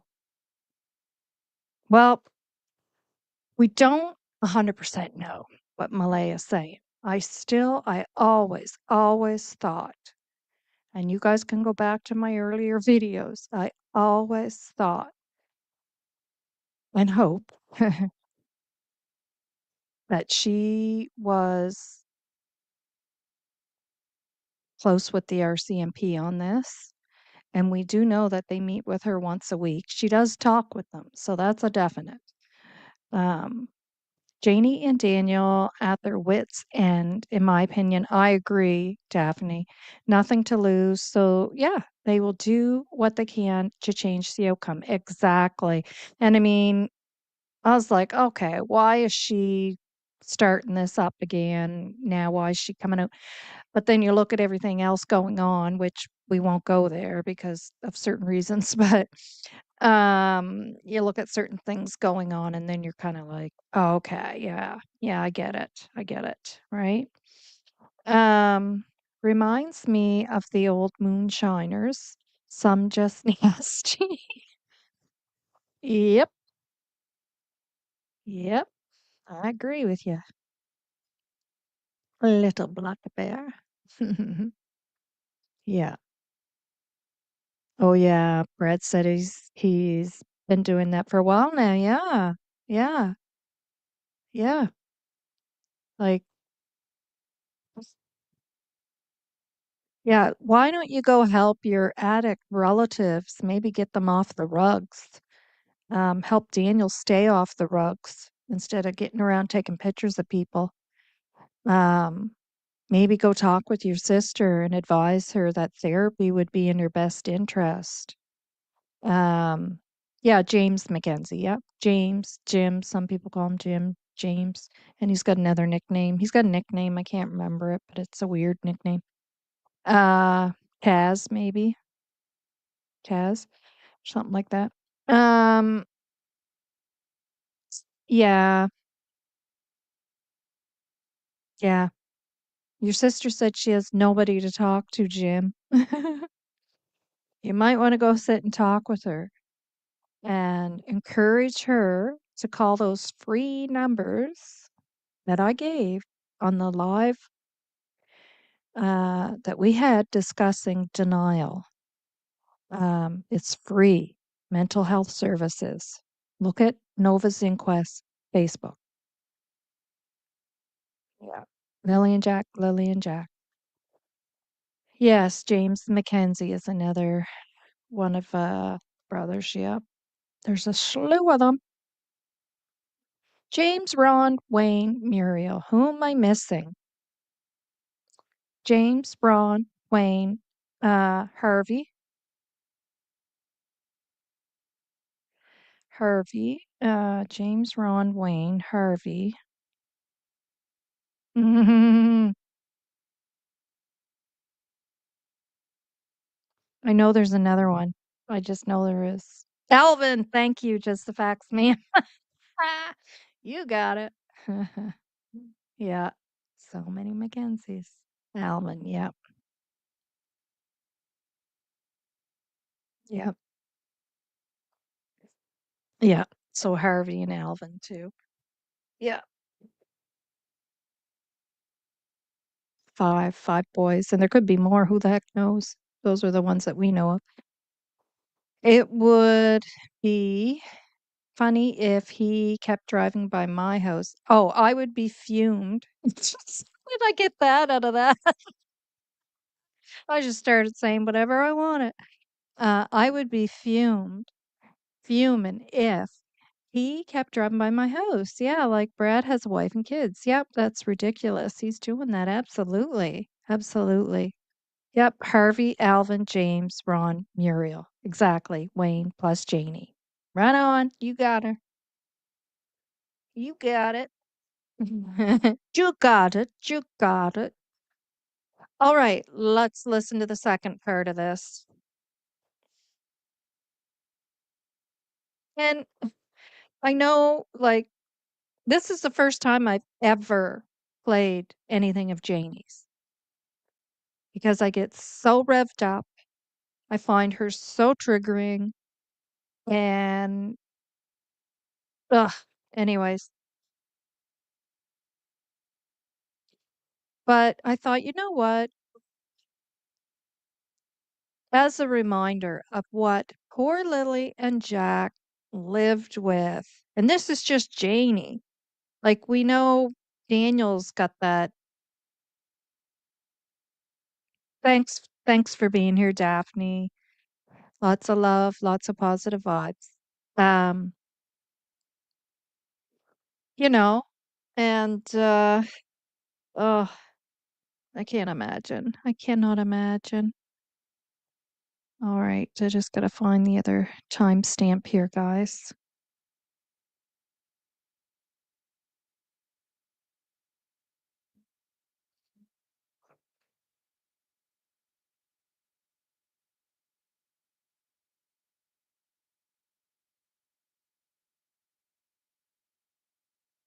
$9:31. She's working some kind of scheme. You just wait and see. Oh, And when this is all over with, I'm telling you. what is all over with? This is what? This, do you mean this case? Do you mean the kids, their whereabouts not being known? What exactly are you referring to? Right now, when this is all over with, You guys are gonna look like such fools. Who is you guys? I'm only me. I'm not working with anybody. Or let me say it like this: the few people I am actually researching with, you don't know who they are, right? It could be just me. Well, it's not just. I have help from some people. It's mostly me. But who's you guys? Who the hell are you talking to? Because you're not taking the time to do your research. Research what? Can you imagine, guys, not taking the time to do research? Oh my, I held back on so much. I was so respectful on that. I held back on things that were sent to me, things people told me, because I just wanted to make sure, right? I wanted to make sure. I'm not doing research. I mean, what research would you have to do? All you had to do was listen to what Daniel was saying and putting it all out there himself. Um, yeah. And again, listening to someone saying, that boot print was right here and it was Jack's and that's the only boot print. And that's not true. That's not true. It's just so delusional. Janie. You just listen to a lot of gossip. I don't listen to I don't listen to any Awesome. channel about this, by the way. I listen to your statements, Daniel's statements, and Malaya's statements, and that's more than enough. And you're just sucking it all in. And oh my God. Janie McKenzie, you don't have a damn clue what you're talking about. If you compare me to others, then you have no idea what it is I'm doing. Believing everything that was. I don't believe anything, Janie. So the only people that were talking were her and Daniel. And she's saying we're believing everything. We're not doing our research and we're believing everything that was told to us. Well, it was from you guys. It was them talking. Malaya wasn't talking. And Malaya, her family just came out, just did their first television media interviews. Nobody was talking except her and Daniel. You are telling me with your own language. There, exactly. You are telling me. You are lying. You are lying like crazy. Do I have to show you plaids? Right now? How about right now? This is all about. Excuse me.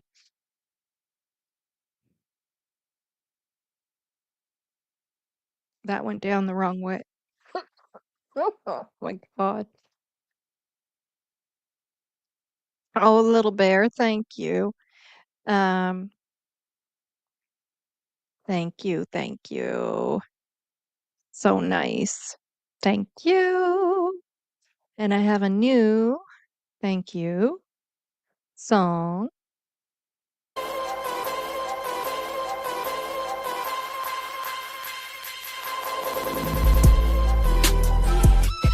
Thank you.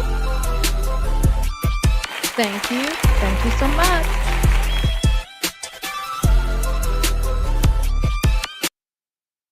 Thank you so much for supporting the channel. Thank you. Yeah, anyways, none of that makes any sense. Am I the only one that thinks that? Seriously? Am I seriously? Like none of it makes any sense. Like I'm listening to it and I'm like, that just none of it makes any sense. Yeah. So we'll go to the other one there. There was another one, this one. Okay, are you still with me? Let's hear it. I asked about the past. I asked about Malaya and how she You guys was hear with that? Jack and Lily. And because the reason I want to put the pieces together here, because Belinda told us, of course, that she remembers Malaya as being a wonderful mother. Okay.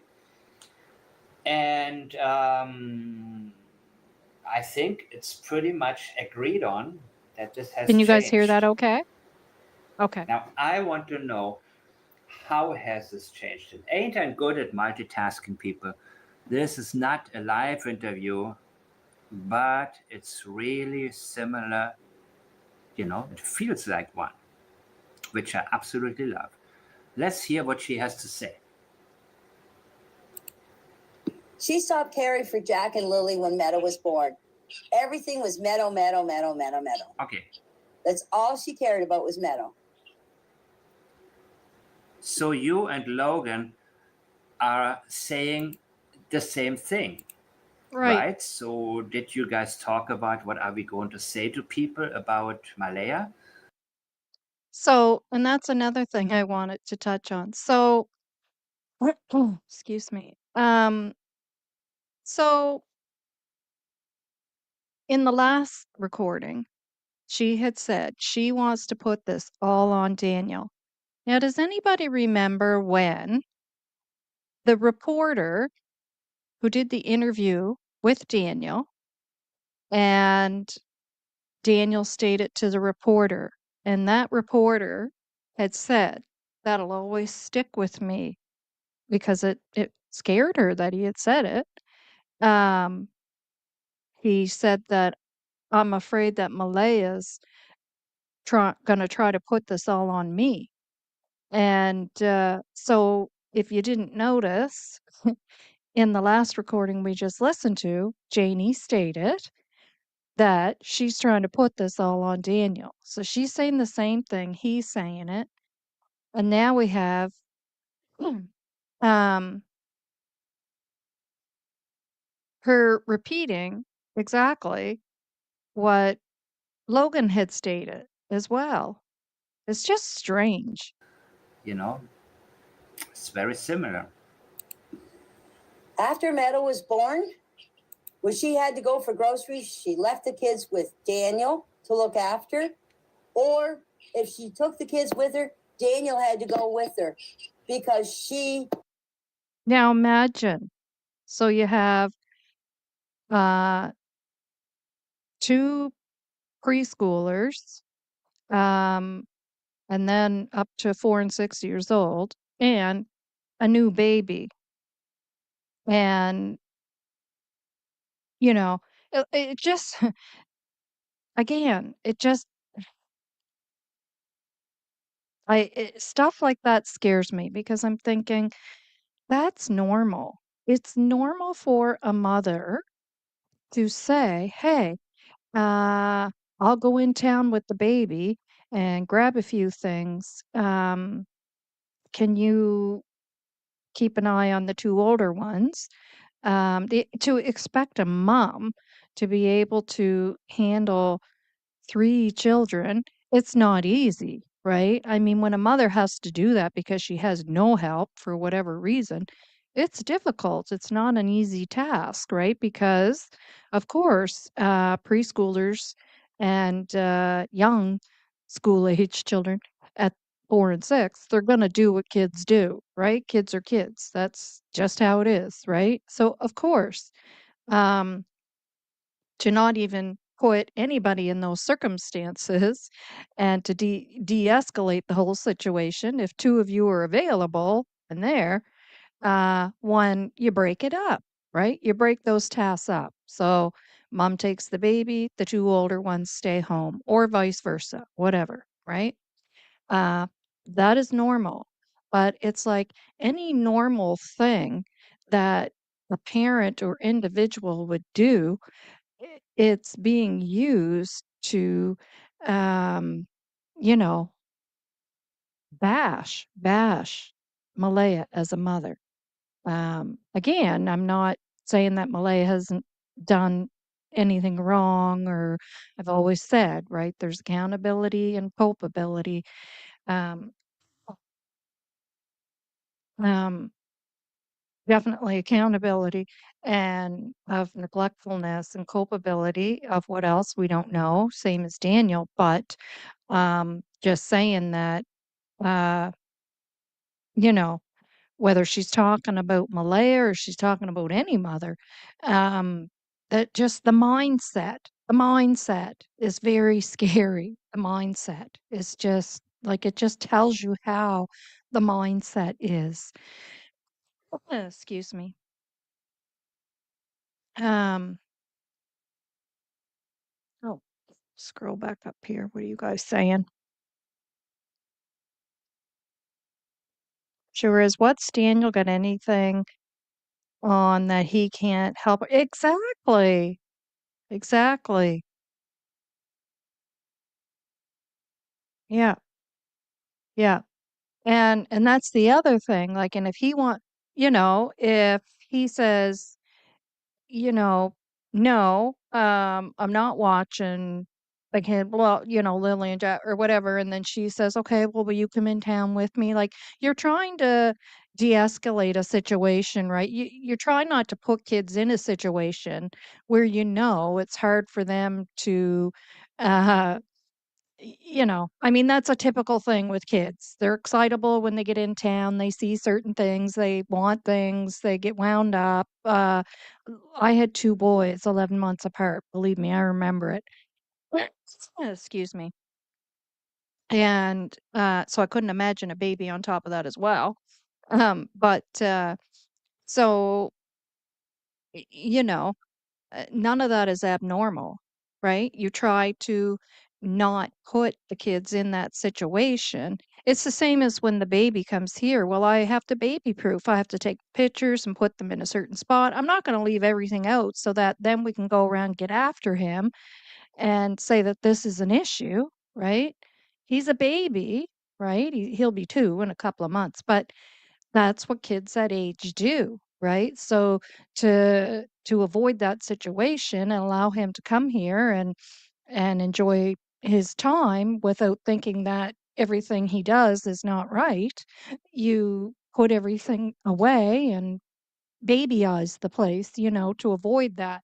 So it's the same with the whole grocery thing. Sorry if I'm over explaining, but exactly, you can't keep watch on 3 alone. Yeah, exactly.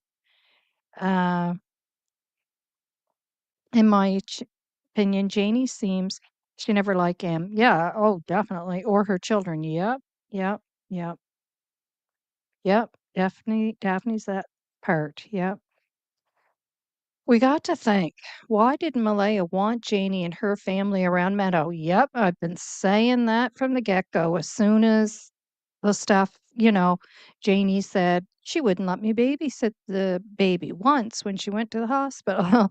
um, or Earl would come in and she would go in the room with the baby. She didn't invite Earl to the kids' party. Like, those are all the red flags that, cued me into something's wrong here, right? Something's wrong. Um, yeah, something ain't right. Yeah. Makes you wonder, sure does. Yep. Yep. They created a monster. Yep. Did they ever?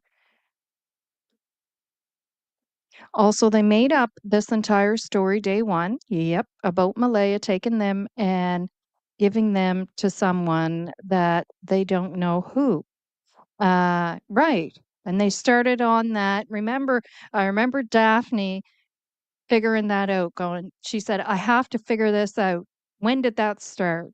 When did it start that they started? And she went back and went through everything and she found that that started on day one with them. And it sure did. It sure did.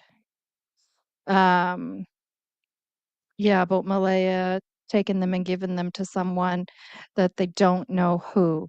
But sure know that they aren't in a good place. Yeah, exactly. Yeah, I know, right?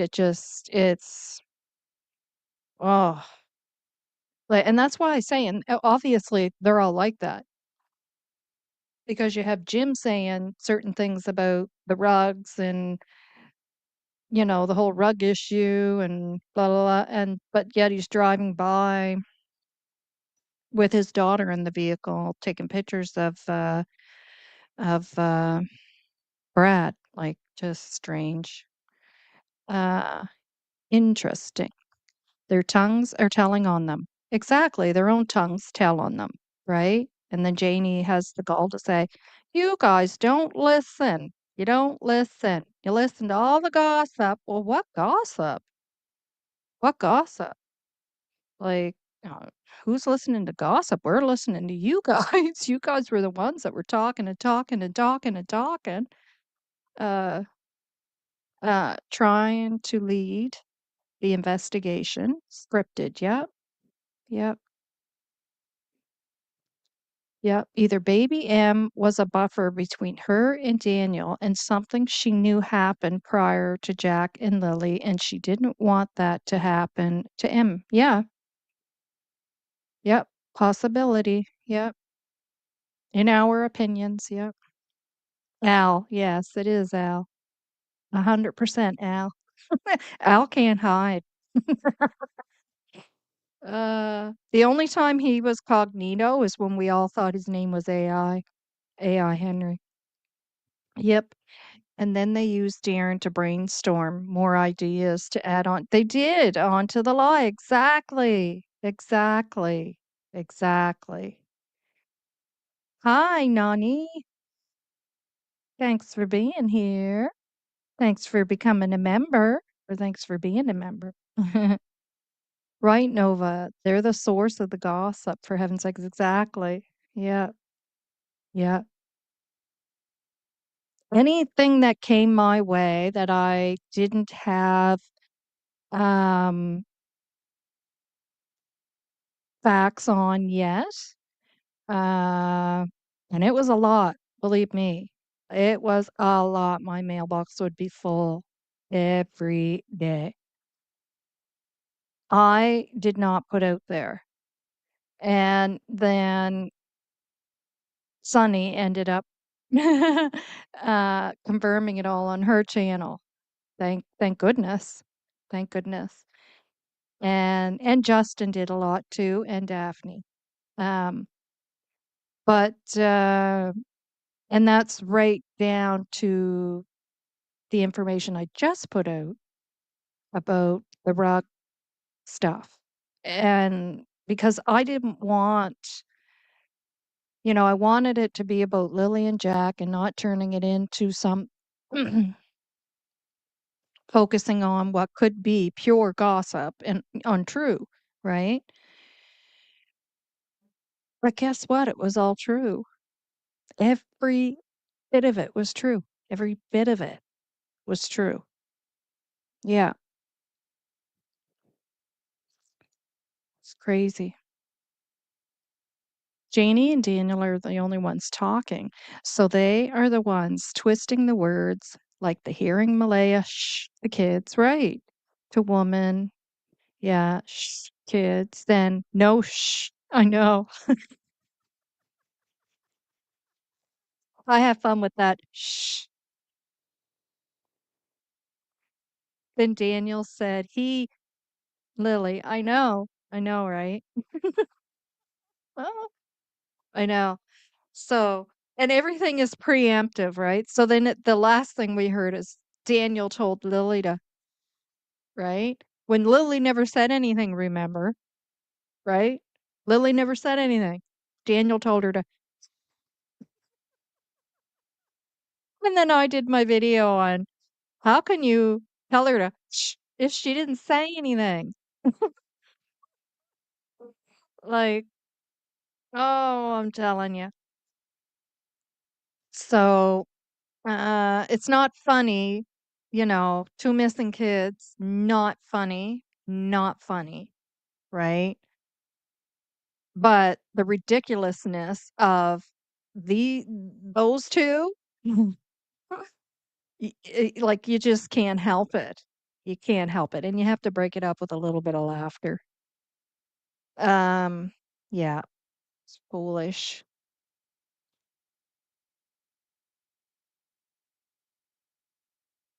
Yeah. Three-story Daniel is what I call him. Three-story Daniel.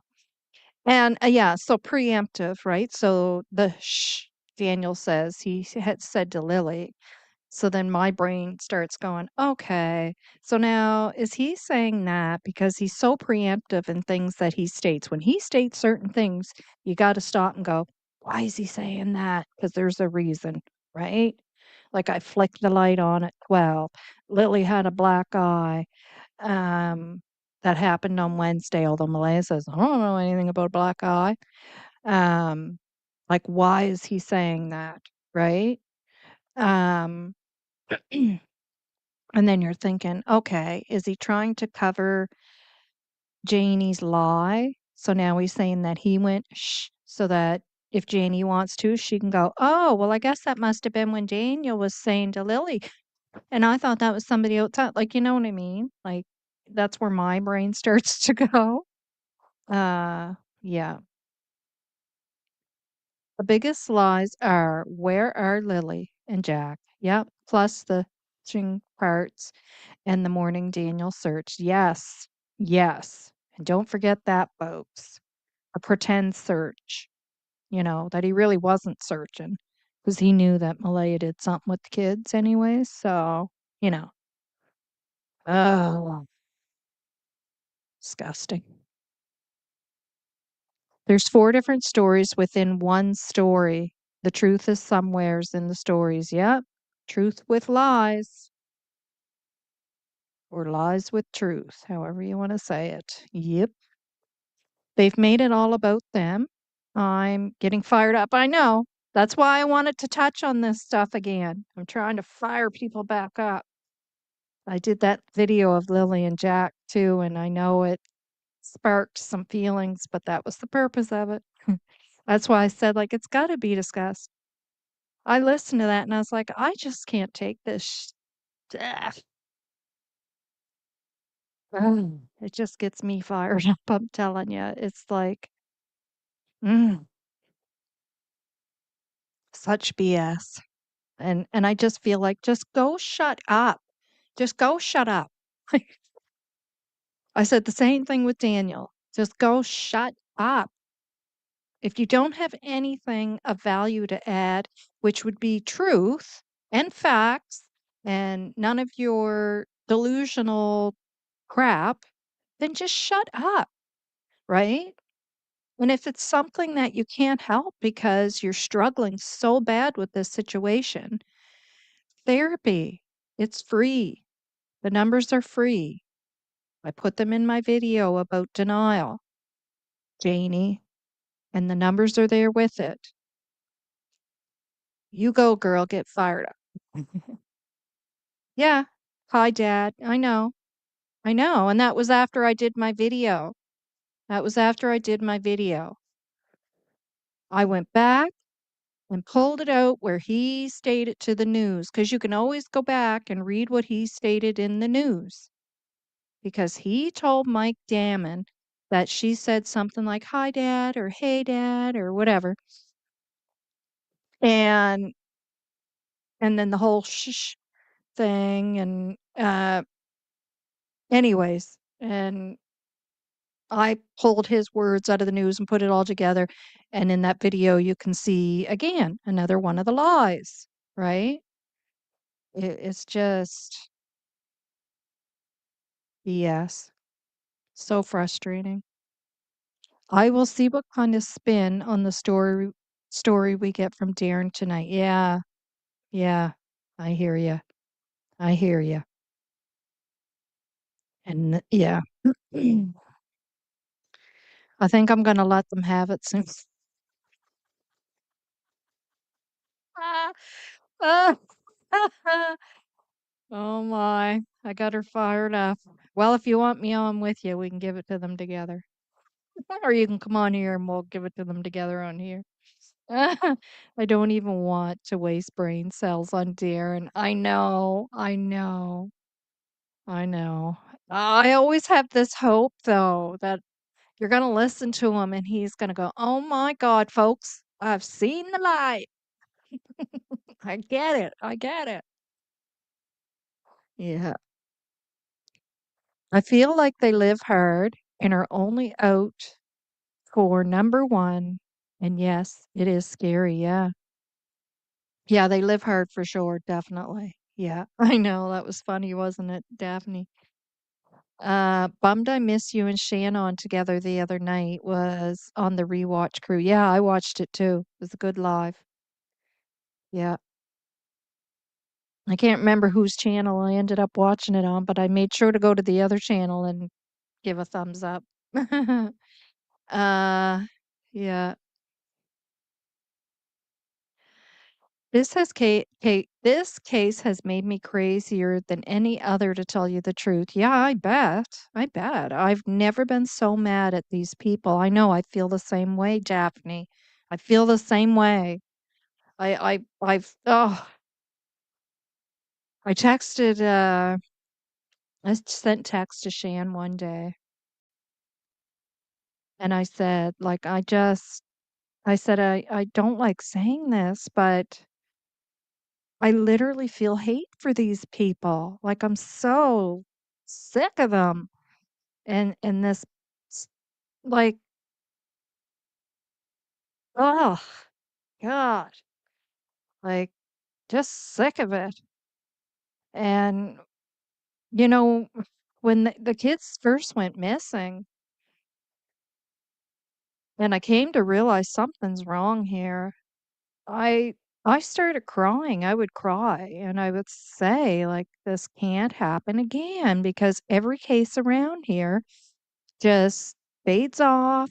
I wrote this to Sunny this morning too. It just fades off to be forgotten.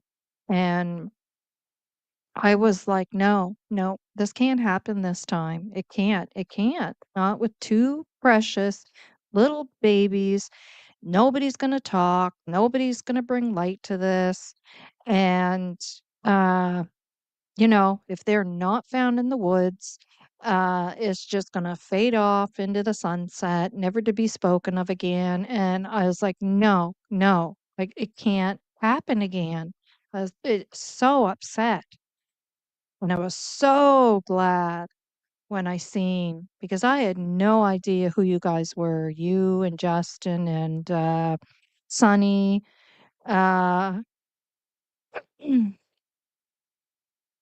Dolly. I knew who Grizzly was. Um, And when I seen you guys, you know, talking about it too, I was like, "Oh, thank you, thank you, thank you, thank you." And because you're bigger creators, and I was just like, "Oh, thank you, thank you." Um, yeah, I was, it's a different world today, and with Shan and I doing these videos and I type podcasts, I guess, if you want to call it that, in Nova Scotia now. Um, Between the two of us and together, we'll make sure that stuff doesn't, fade off anymore. We'll make sure of that. Uh, and that was my whole goal. Part of one of my reasons why I started my channel. Oh my gosh. Maybe it's almost going on 3 years now. Maybe it's 2.5, you know? And for women and the domestic violence and, the issues here in Nova Scotia that we deal with.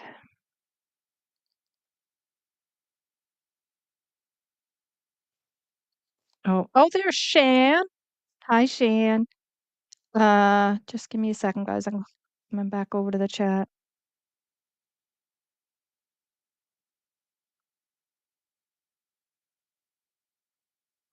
Oh, Nova, were you going to show us a coat or something you bought? Yes, yes, yes.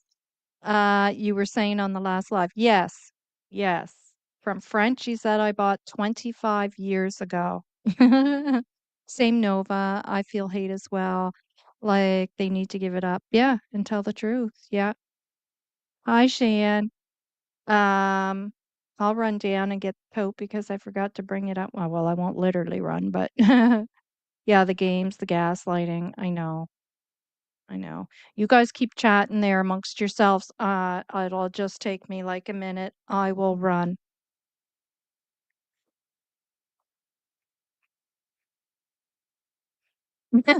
That's funny, Daphne. The baby loves it. Anytime I laugh, then he'll go, "Ah!"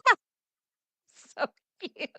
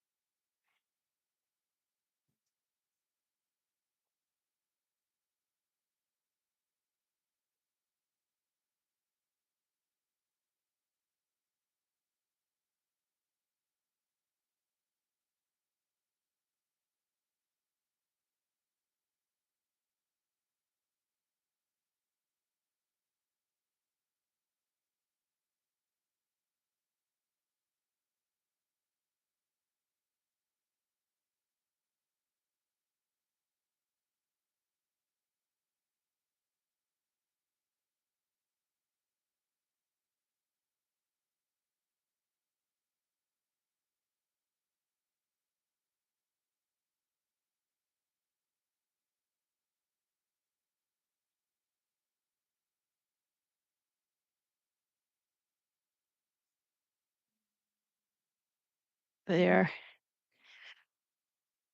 All right. Here, we'll play the rest of this. There's only a little bit left. Could not handle all three kids. The kids wouldn't listen to her. When they went into a store, they Imagine, would because just no kid ever be did that fussy before. kids. So that's why Daniel had to go with her if they took the kids, if she took all three kids. But most of the time, she just went with Meadow. Okay. Yeah, the other option too is that Daniel was like, "Oh no, you're not going into town by yourself." Or he made it so difficult that she would then say, "Well, can you at least come with me?" I'll be back with more later, people.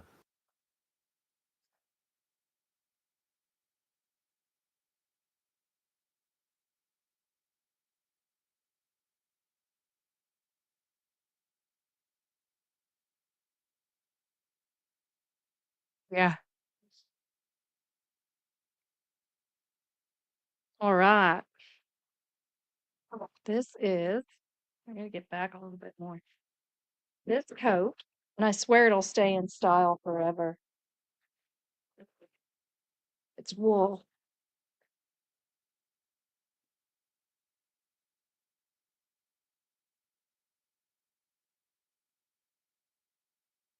Made in India. Yeah. Wool. Excuse me. Newport News, which I've never heard of, but oh my God, it is the cutest little coat. Oh, look, I had my angel on it for Christmas time. uh, and I just love it. And like I I could be somewhere and I've had people, women, walk up to me and go, "Where did you get that coat?" And I was, "Oh." And it's like a short coat, right? Like it comes down to your hips.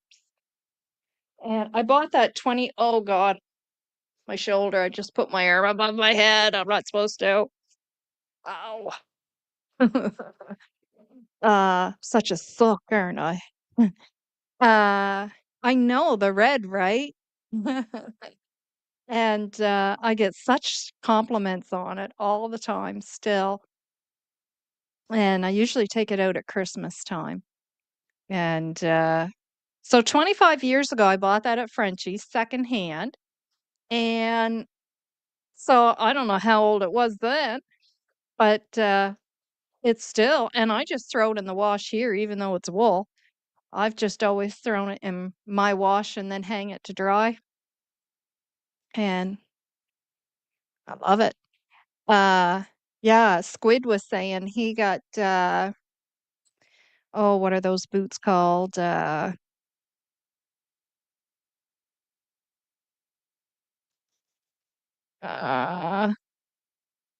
Flintstones. And you get a lifetime warranty on those. My brother's, my my husband's brother gave him a pair that he didn't want anymore. And or no, they didn't fit him. So he gave them to my husband. They didn't fit my husband. So my husband gave them to my son. And something happened with the heel or whatever. And you have a lifetime warranty or whatever on those. Like, I don't know if it's called a warranty, but they're guaranteed to, they will repair them or whatever. Yeah, Blundstones, yeah. He paid $5 for them, squid. Yeah. Oh, you've never heard of those? Wow. Yeah, yeah, they're pricey, but if you can find them at Frenchie's or a secondhand store like Squid, for $5, yeah. Um, what? Somebody found gold. Oh, beautiful jacket. Yeah, my DIL got a new, thrifted Patagonia jacket. You'd think she found gold, yeah. I don't know what kind that is, but yeah. And that's the thing, like that name on there too, I bet you is a good name. Um, yeah,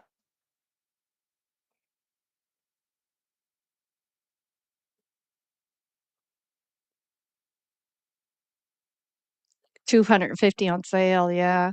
Yeah, they're not cheap, but they're made very well, and they're supposed to last forever, and if they don't, you get free repairs or whatever. Uh, yeah, and I said to my son, "Well, like, wouldn't you still need the receipt?" Because where they were my brother-in-laws to my husband to my son. And he said, "Well, no, who would ever keep a receipt for all those years? Like, if they're guaranteed, right? They have to repair them." And they did. So we don't have Frenchies, but we have Goodwill and other thrift stores. Yeah. My Columbia boots paid 325, used 2 years ago. Now they have holes in the side. Well, that wouldn't happen with Bluntstones in it. Like I said, if they did, they're guaranteed, right? Yeah. Um, okay, guys, the last thing I want to do, I want to talk to you guys about story time with Nova. Story time, true crime story time with Nova. Um, because shoot, where did I have my pillow behind my back and I lost it when I get up and I can't sit like that. Um, yeah, pull up this picture.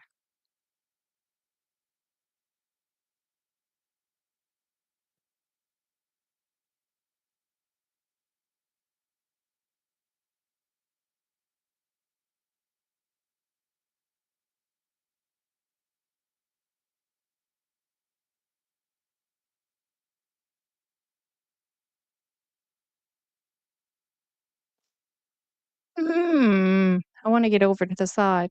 There we go. Doo-doo-doo. Members live story time with Nova. Once upon a crime. Mm-hmm. Mm-hmm.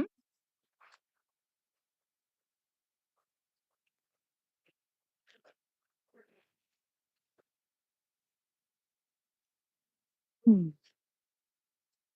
So,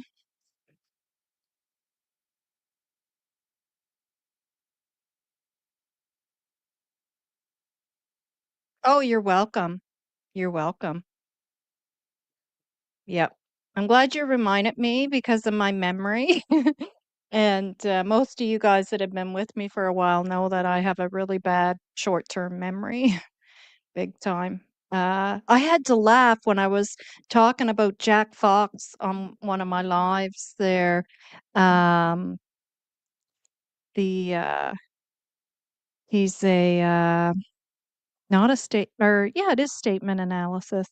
He was on Grizzly True Crime and he uh did a statement analysis of Daniel, and her and him together were great, great video. So I had talked about it on one of my lives, and I called him Jack Frost. Oh my god, I laughed instead of saying Jack Fox, and it was when I had the flu too, and I just wasn't over it yet, or I didn't realize how sick I was yet or something or other, but anyways, so my head was even foggier and, oh god, funny, Jack Frost, and that's an old movie I used to watch with the kids years ago. Uh, so what this is about. So I don't know if you guys have ever heard of the um the Medium Digest or Medium Digest. Is it Medium Digest? Um I'm a part of it, and I will show you what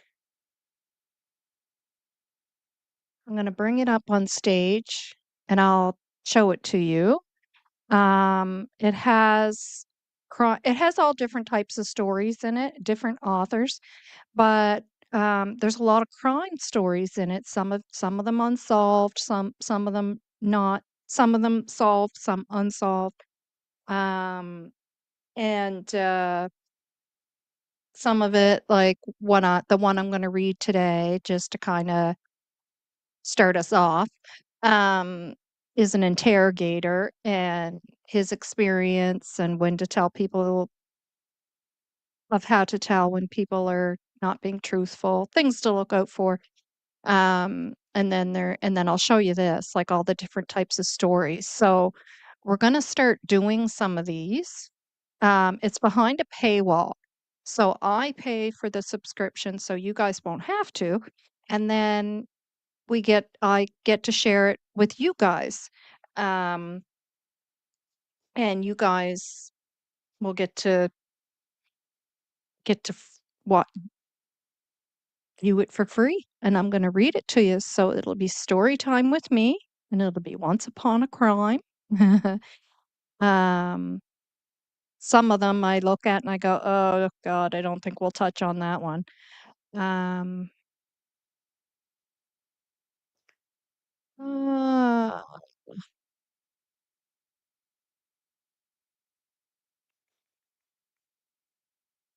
where did that go?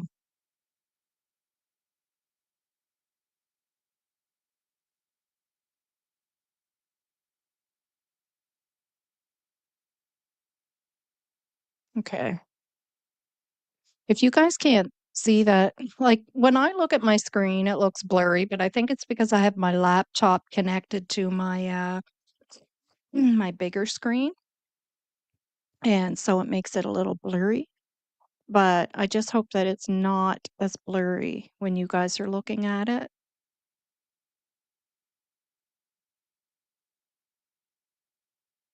Mm,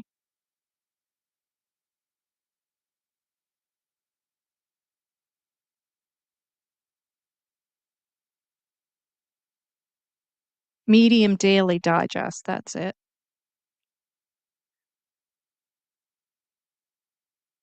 I'm just going to close out some of these windows. I'm getting confused as to what window I'm on.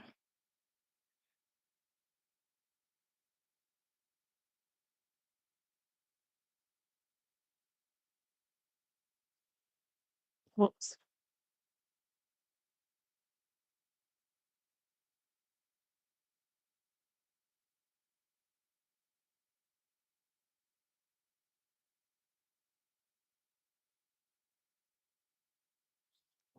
Why can't I? Oh, there it is.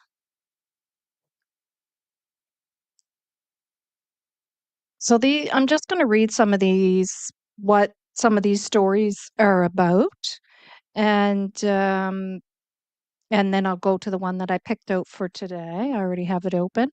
But just to give you an idea of what is in this magazine, really, really interesting magazine. But like I said, you guys don't have to pay for the subscription. We'll do this, and I'll even go through a list of stories and then I'll pick somebody and say, okay, you can pick the story today, and we'll go through and let that individual pick the story, and then we'll go through the story. So mystery at and if you guys have heard of any of these, put it in the chat. But like if you go, oh yeah, I remember that, or I've heard about that, put it in the chat. Mystery at Hog's Back Lake. That's a creepy name for a lake. The unexplained disappearance and death of Madison Scott. And it even tells you how long the read is. So 7 minutes. So if we were running out of time or whatever, we would pick a shorter story. Is the Nancy Guthrie situation starting to give Jean Bonnet vibes? So that's a newer one. 3-minute read. Getting lost in the details. Uh, Mother to be Elijah Bromfield murdered and defiled by boss Brian Cooper. They never searched for Lars Mittink. I don't know what that one's about. Somebody that disappeared that they didn't search for by the sounds of it. The girl who saw everything. She stopped a killer. A shameful secret. The brutal massacre of the Black Donnellys from February 1818. Wow. Oh, excuse me. Ultimate Chud husband, father alert. And he's in an interrogation room there. More than just a footprint. The boy who found James Bulger, and the cost of.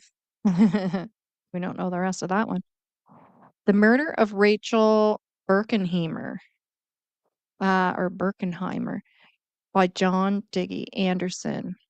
The King of Porn, but with a P, and 4 unsolved murders. Identified after 45 years, the Oregon victim linked to America's most elusive, and that might have to do with what's his name, Golden Gate fella, or is it Golden Gate? Yeah. Woman trips on a rug and kills her husband. That's crazy. Well, turns out if you assault a 12-year-old boy at a sleepover, you do some time. Mm-hmm. But still, unexplained death of Tamla Horsford. Yeah, so that's just some of them to give you an idea. I've received, I think, 3 or 4 digests so far. And so there's stories in the other ones as well. But that's just to give you an example, right, of what we'll be touching on in the articles. You guys are having a good old conversation.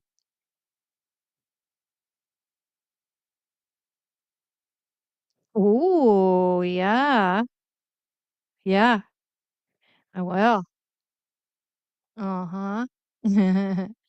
Um, I've never heard of any of those stories, and I'm assuming that's the reason why they're in there, because they're probably the ones that are forgotten about, right? So this is where, when Shan and I did the live about Kevin Martin, who is from where I live, like, um, and he was the 13-year-old boy who disappeared, and then years later they found his body out by not too far from where Lily and Jack live, on a logging road. If anybody remembers that live, that did I say Shar? I meant Shan. That Shan and I did. Um, well, this is where his story was, and that person that did his story went through everything and found every bit of information they could find and then put that all together and did the whole story together. Very well done. And that's why I use that in the live for us to go through, because that writer did such a good job of telling Kevin's story by compiling everything that individual could find. So that came from this digest, and that is the only s- excuse me, I'm so sorry, guys.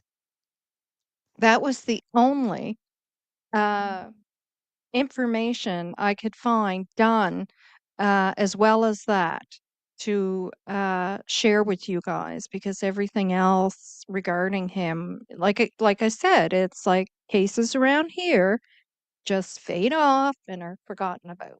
And so I'm assuming most of these stories are uh, stories like that that a lot of people haven't heard of. Um, because I haven't heard of any of these. There might be a couple when I start reading it that I go, oh, okay, I do know that one. So I'm going to bring up the one that we're going to take a look at today, an interrogator. 'Cause I thought this is interesting, and I haven't read it yet. And that's the thing. I'm not going to read the story before I go over it with you guys. I want all of us to do it together. So I'm going to pull it up now, the interrogator, and then we'll be done for the day. But I thought this was interesting, just with the case with Daniel, and oh, I'll read the title before. I'm an interrogator, and these harmless conversation habits are actually red flags. Sometimes you just need to head for the exit fast. Um, that's what I would feel like that if I was sitting with Daniel or Janie. I'd be like, all right, heading for the exit.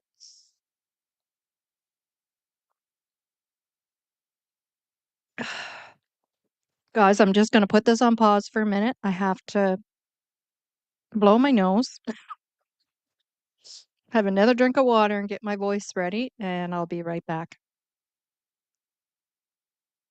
Actually, I'll put a song on and we can just take a little pause, okay, while I blow my nose and stuff, and then I'll read this. It's only a 3-minute read, and then after that, we're all done. I heard this yesterday, and I thought I like any kind of music. Um, so as long as the music is done well, I like it.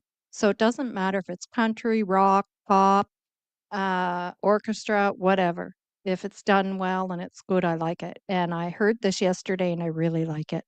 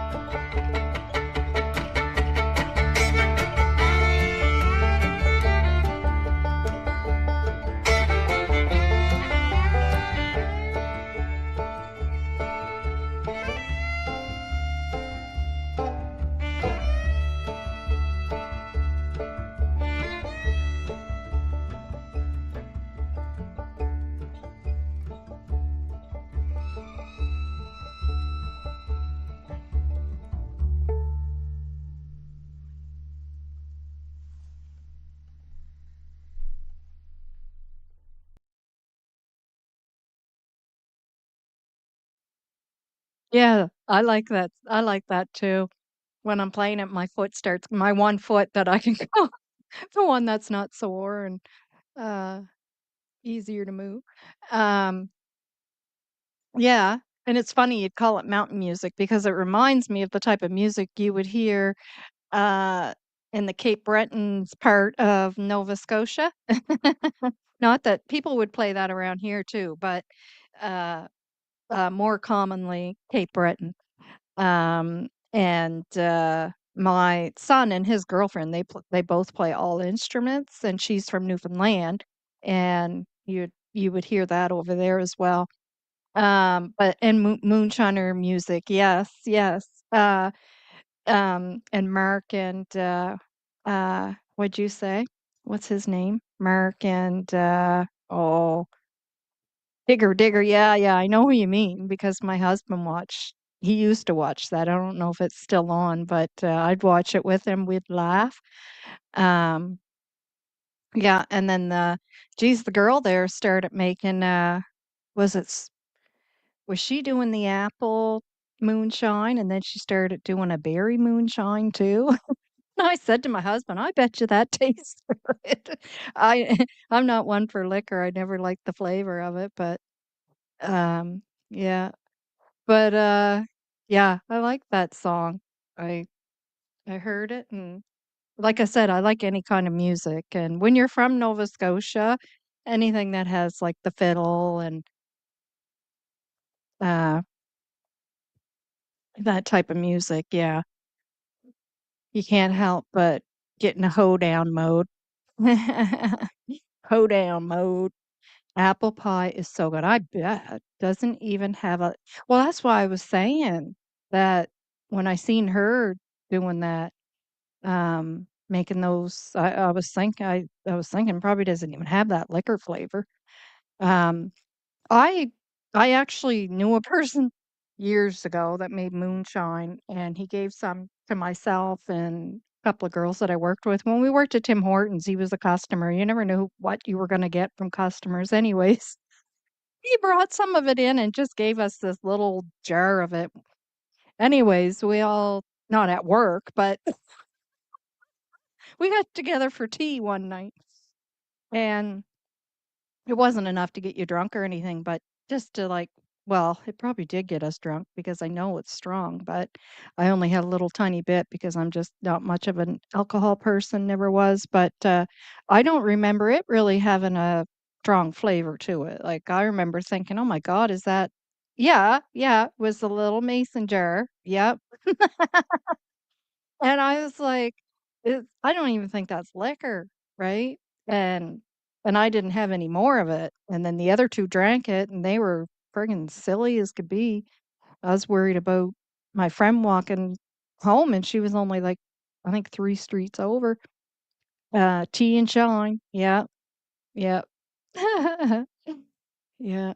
That was my one experience with, moonshine, and I was kinda surprised. I was like, "Oh, geez, people around here make moonshine." Well, they did back then, but probably not anymore. They're probably making the other stuff.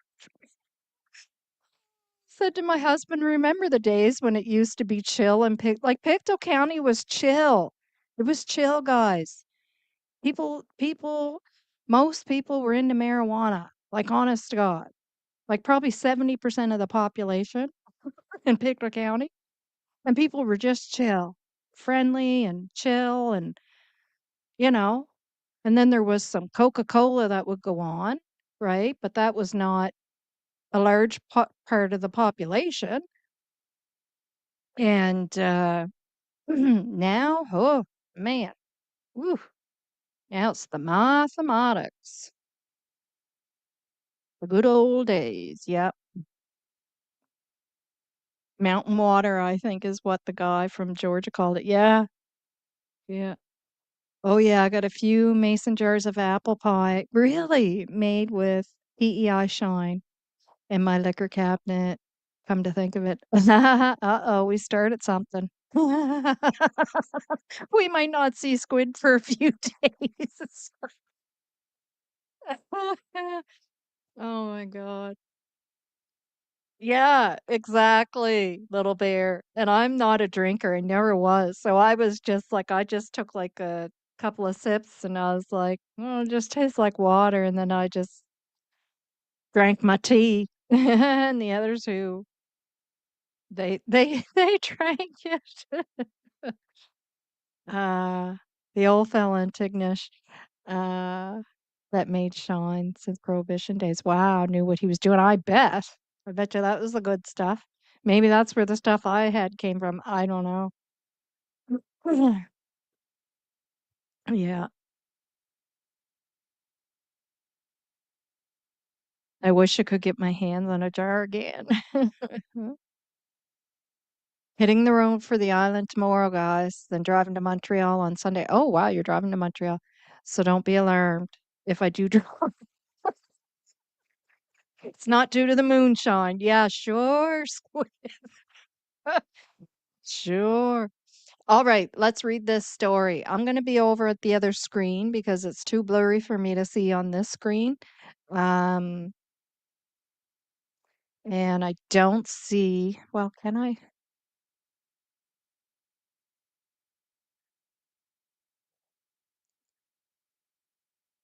see if you guys can see it?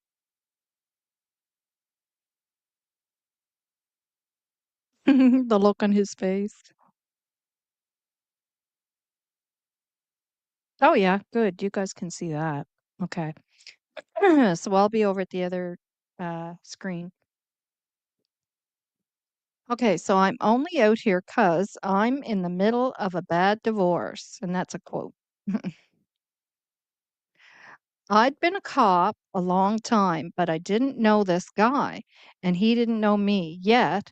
That was his greeting to me and my shift mate. Makes me wonder if this story's from the UK, and that's the other thing, they can be from anywhere, 'cause or not from the UK, from Aussie, where he says shift mate as we walked up to him. Not a hi or a damn. It's cold out here. He didn't stop there. Maybe not from Aussie if he's saying it's cold out here. Before before either I or my shift mate had uttered a word, this guy went on to talk for 4 or 5 solid minutes. In those minutes, I learned about his divorce, his fight with a spouse over finances. Haven't we all run into those people? And you're just going, yeah. Where they are in the court process and how it's all affected his job. He'd only glance toward us when he spoke, pre- preferring to look toward the ground. He would only glance toward us when he spoke, preferring to look toward the ground instead. Hmm. Now I have friends, damn good friends, who I've known for 20 years who wouldn't share information like that with anyone, at least not in the first few minutes of meeting them. Nope, I wouldn't either. I wouldn't share that information with anyone aside from a therapist. We needed to abort.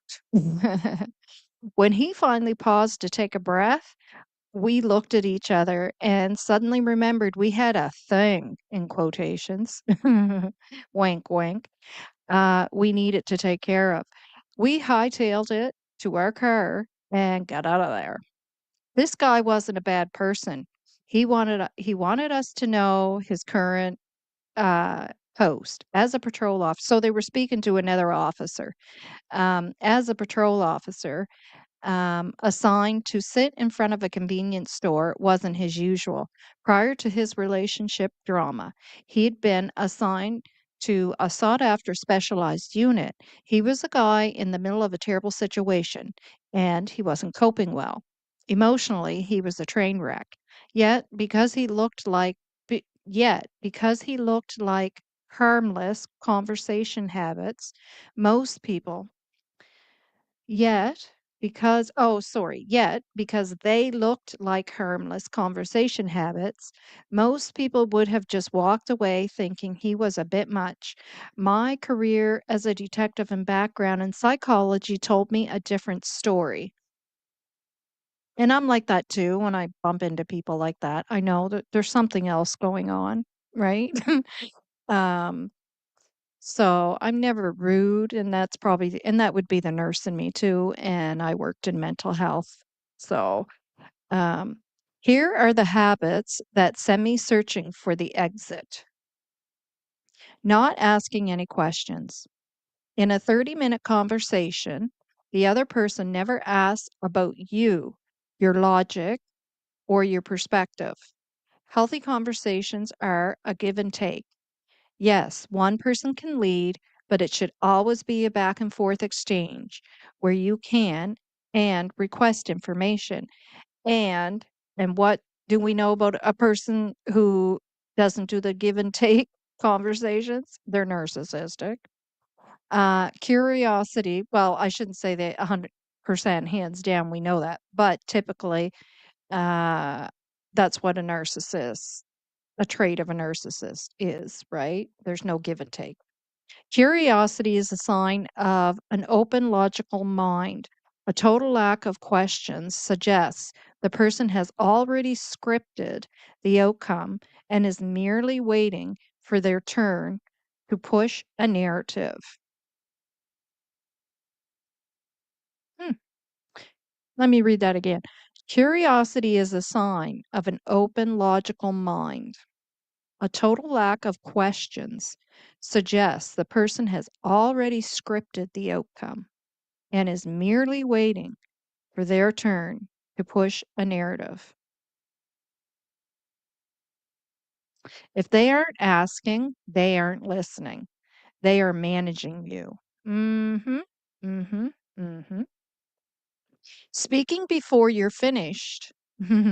Constant interruptions, finishing your sentences before you're done. I notice Daniel does that. Um, I've noticed it in other cases I followed, interrogations and stuff that watched. I've watched a lot of interrogations. But I noticed Daniel does that. I don't know if anybody else has ever picked up on it, but he does that. Finishing your sentences before you're done talking, or starting a new thought before you've even finished yours. It demonstrates low levels of emotional intelligence. The single most important part of effective communication is letting the other party finish their thought before responding. This is classic hearing without listening. They are simply interested in delivering information, not receiving it. The person lacks either self control or self awareness, perhaps both. Mhm. Oversharing, providing an overwhelming amount of irrelevant detail or dumping information that you didn't ask for. Our friend from the opening is the gold standard for this. For heaven's sakes, keep something back to share later, or maybe not at all. Now, he's using the other officer as an example in a roundabout way. Um, to get at his experience as an interrogation officer, right? This happens for a host of reasons: lack of self awareness, need for approval, or status, burying the truth under a mountain of information. Yep. Uh huh. Uh huh. Yep. But none of them are good, right? When the volume of information goes up, the value of appropriateness of that information usually goes down. Isn't that interesting? When the volume of information goes up, okay, the value and appropriateness of that information usually goes down. And it's so true, right? Um, very true. It's funny, as I'm reading this, when listening to Justin and Daphne, I swear I remember them saying some of these things. Daphne's probably in the chat right now going, "That's what I said. That's what I always." Hypersensitivity to tone, ignoring the factual content of your question to focus entirely on how you asked it. Think something like, "Why are you being so aggressive?" The silent treatment is rooted in this as well. This is a common go-to for many people when they can't defend on facts. Yep. Um, so, and I guess we could use, you know, in speaking with Lilly&Jack Sullivan, uh, as AB says, Daniel Chatty Cathy, um, he is no more. With, when you're charged with something, um, he cannot defend himself right now, right? Um, he was all talk, even about those charges when was it CBC that did the interview with him? There was a couple of interviews he did where he discussed those charges. But now, or no, sorry, my apologies. My apologies. Not the charges. He was, there's two separate issues. So we have Malaya, who we know from the unredacted documents, which we can talk about, their unredacted court documents, where she um, has stated about, abuse, um, being held down, the phone taken from her, pushed up against a wall. And there's some other stuff that we've learned along the way as well. So we know about that, right? And that he was questioned by media on that. He had no problem talking about it, right? There was no charges. Now the other issue at hand. So after that, he ended up being charged with who the victim is. We will not say. We will not say. Okay. Um, and by the way, I will always refer to baby as baby M, and I've never ever shared photos of baby M. Um, and I mean, working in the field that I work in, I just always knew that that was not an appropriate thing to do. And now there is an amended act out that actually prevents anyone from doing that, which I never did. Anyways, I knew that wasn't, she can't consent to that. And she does, even though it was her father who was sharing all those photos and sending them to somebody to share or to whoever to share. Uh, you have to put in perspective who that individual is that's giving you those photos to share, even though it's the father, the situation surrounding everything, not appropriate. So I never ever did that. Anyways, back to this. um, I don't even know where I was going with that. Sorry, that's my memory. But y- yeah, so we have the other situation. So now he's charged with um assault of somebody, assault and confinement, right? Of an individual.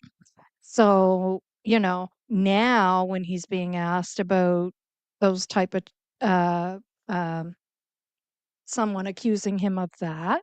Now he doesn't want to talk about it, right? So makes sense what they're saying here. So this is almost always an attempt to paint you as an antagonist and them as the victim. Wait a minute. I missed something there. Must have accidentally scrolled down.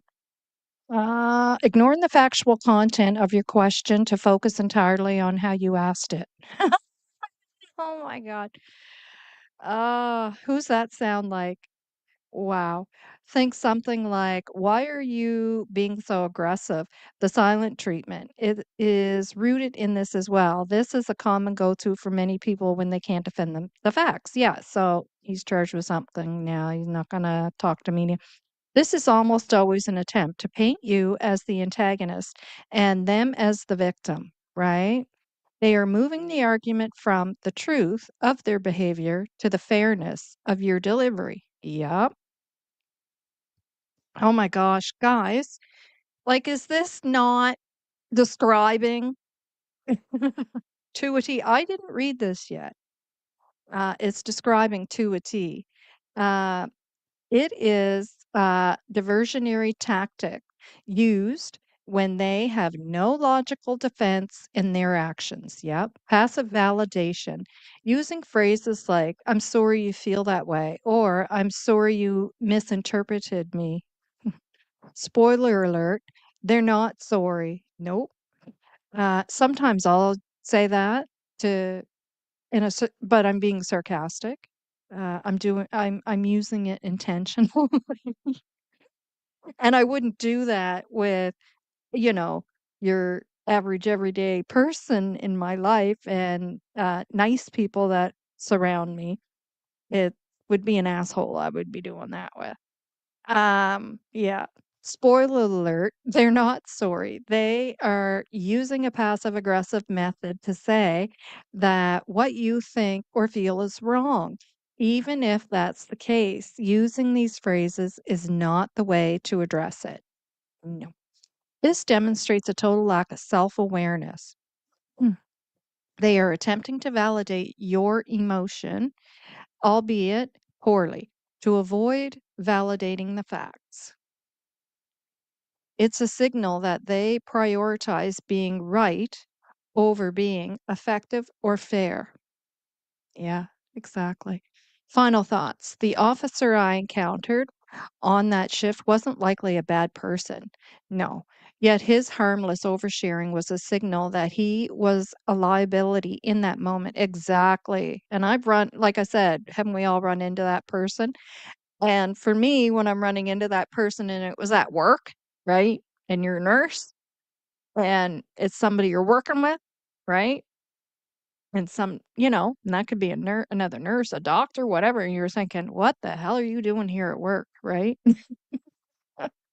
You should be off. Um, yeah, that he was in a liability in that moment, regardless of his past record or specialized training. These individual flags are often indicative of larger problems. Yeah. In my career as a detective, I've seen that while words are often scripted, habits are much harder to hide. Uh-huh. When you spot these five signals, stop treating them as a social annoyance, or just your gut. Treat them as the data points. Then use that data to tell you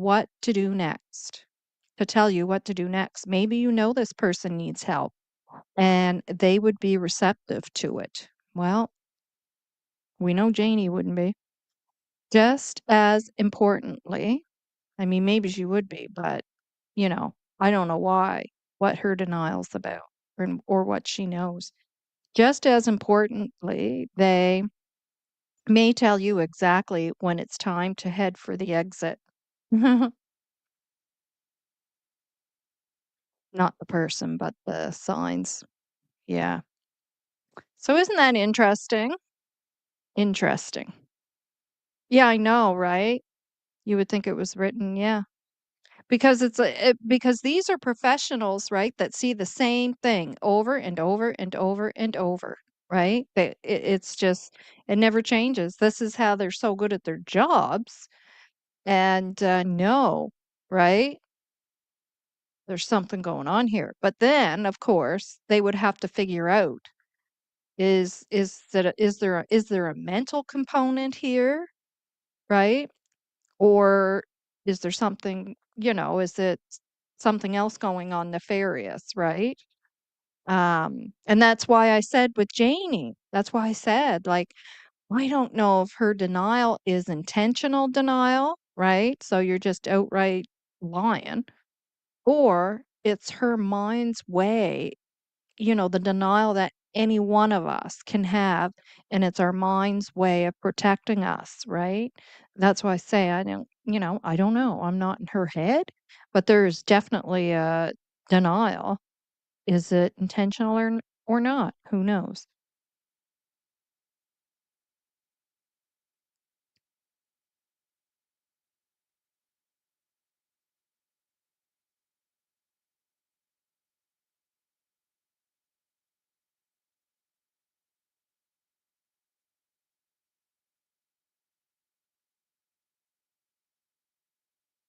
Bye, Dap.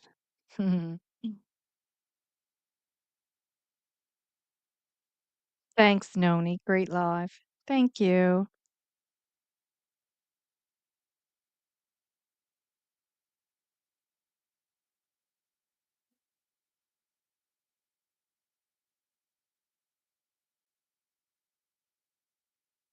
Because yeah, exactly. Because there's 2 sets of keys, right?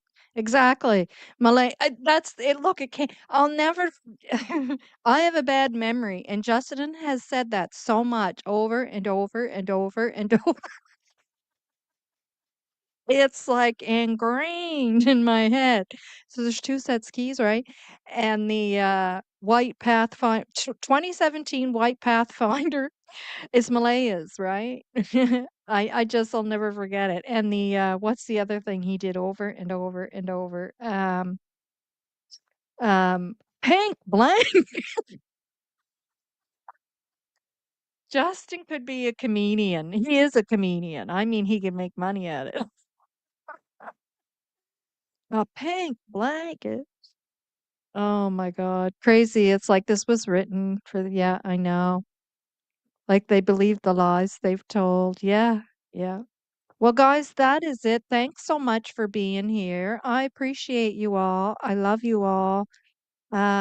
Sending you all positive vibes. Again, little bear, thank you. Thank you so much. So appreciate it. And I'll come back on screen there so you guys can see me as we say goodbyes. Um, Yeah. Yeah, I get a kick out of Justin. He's one of my favorite creators. Yeah, so thanks for being here, everyone. Uh, and I'll probably put this out as for everyone else to see as well. I just wanted to make sure when I did those Janie clips that that nothing went awry as far as anybody's name being stated or whatever. Um, and it wasn't. So, the amount of quotes that play, yeah, I know, right? That play over in your head, it's wild. Yeah. All right, guys. Who heard you? Uh, be a man.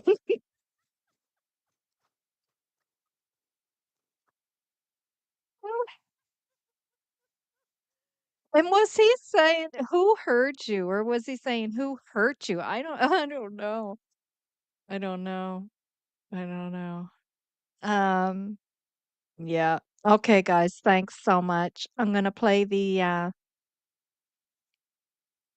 yeah, the posters again, the unsolved crimes and missing posters there again at the end, with some music, and and I yeah, yeah, I think he was saying, "Who hurt you?" But it sounded like, "Who heard you?" Um, yeah, you guys are funny. Yeah, exactly, 'cause I would've heard, yeah, and then there's no sense in even putting you know, where the words come up to try to help you because it's just gonna say the same thing. It's gonna say heard. Yeah. Um, yeah, so I hope you guys like will when we do the members live, we'll always do the story time, and I'll just pick somebody out of the yeah, 1000% ironclad. You got it. Nothing else but. He don't forget to tune in. Oh, he's on right now. It's 1 minute after 9. I think he's on right now. You're missing him. You're missing him. Captions, yeah, the captions don't help. They are. They are. They're worse than when you listen to it with the ears.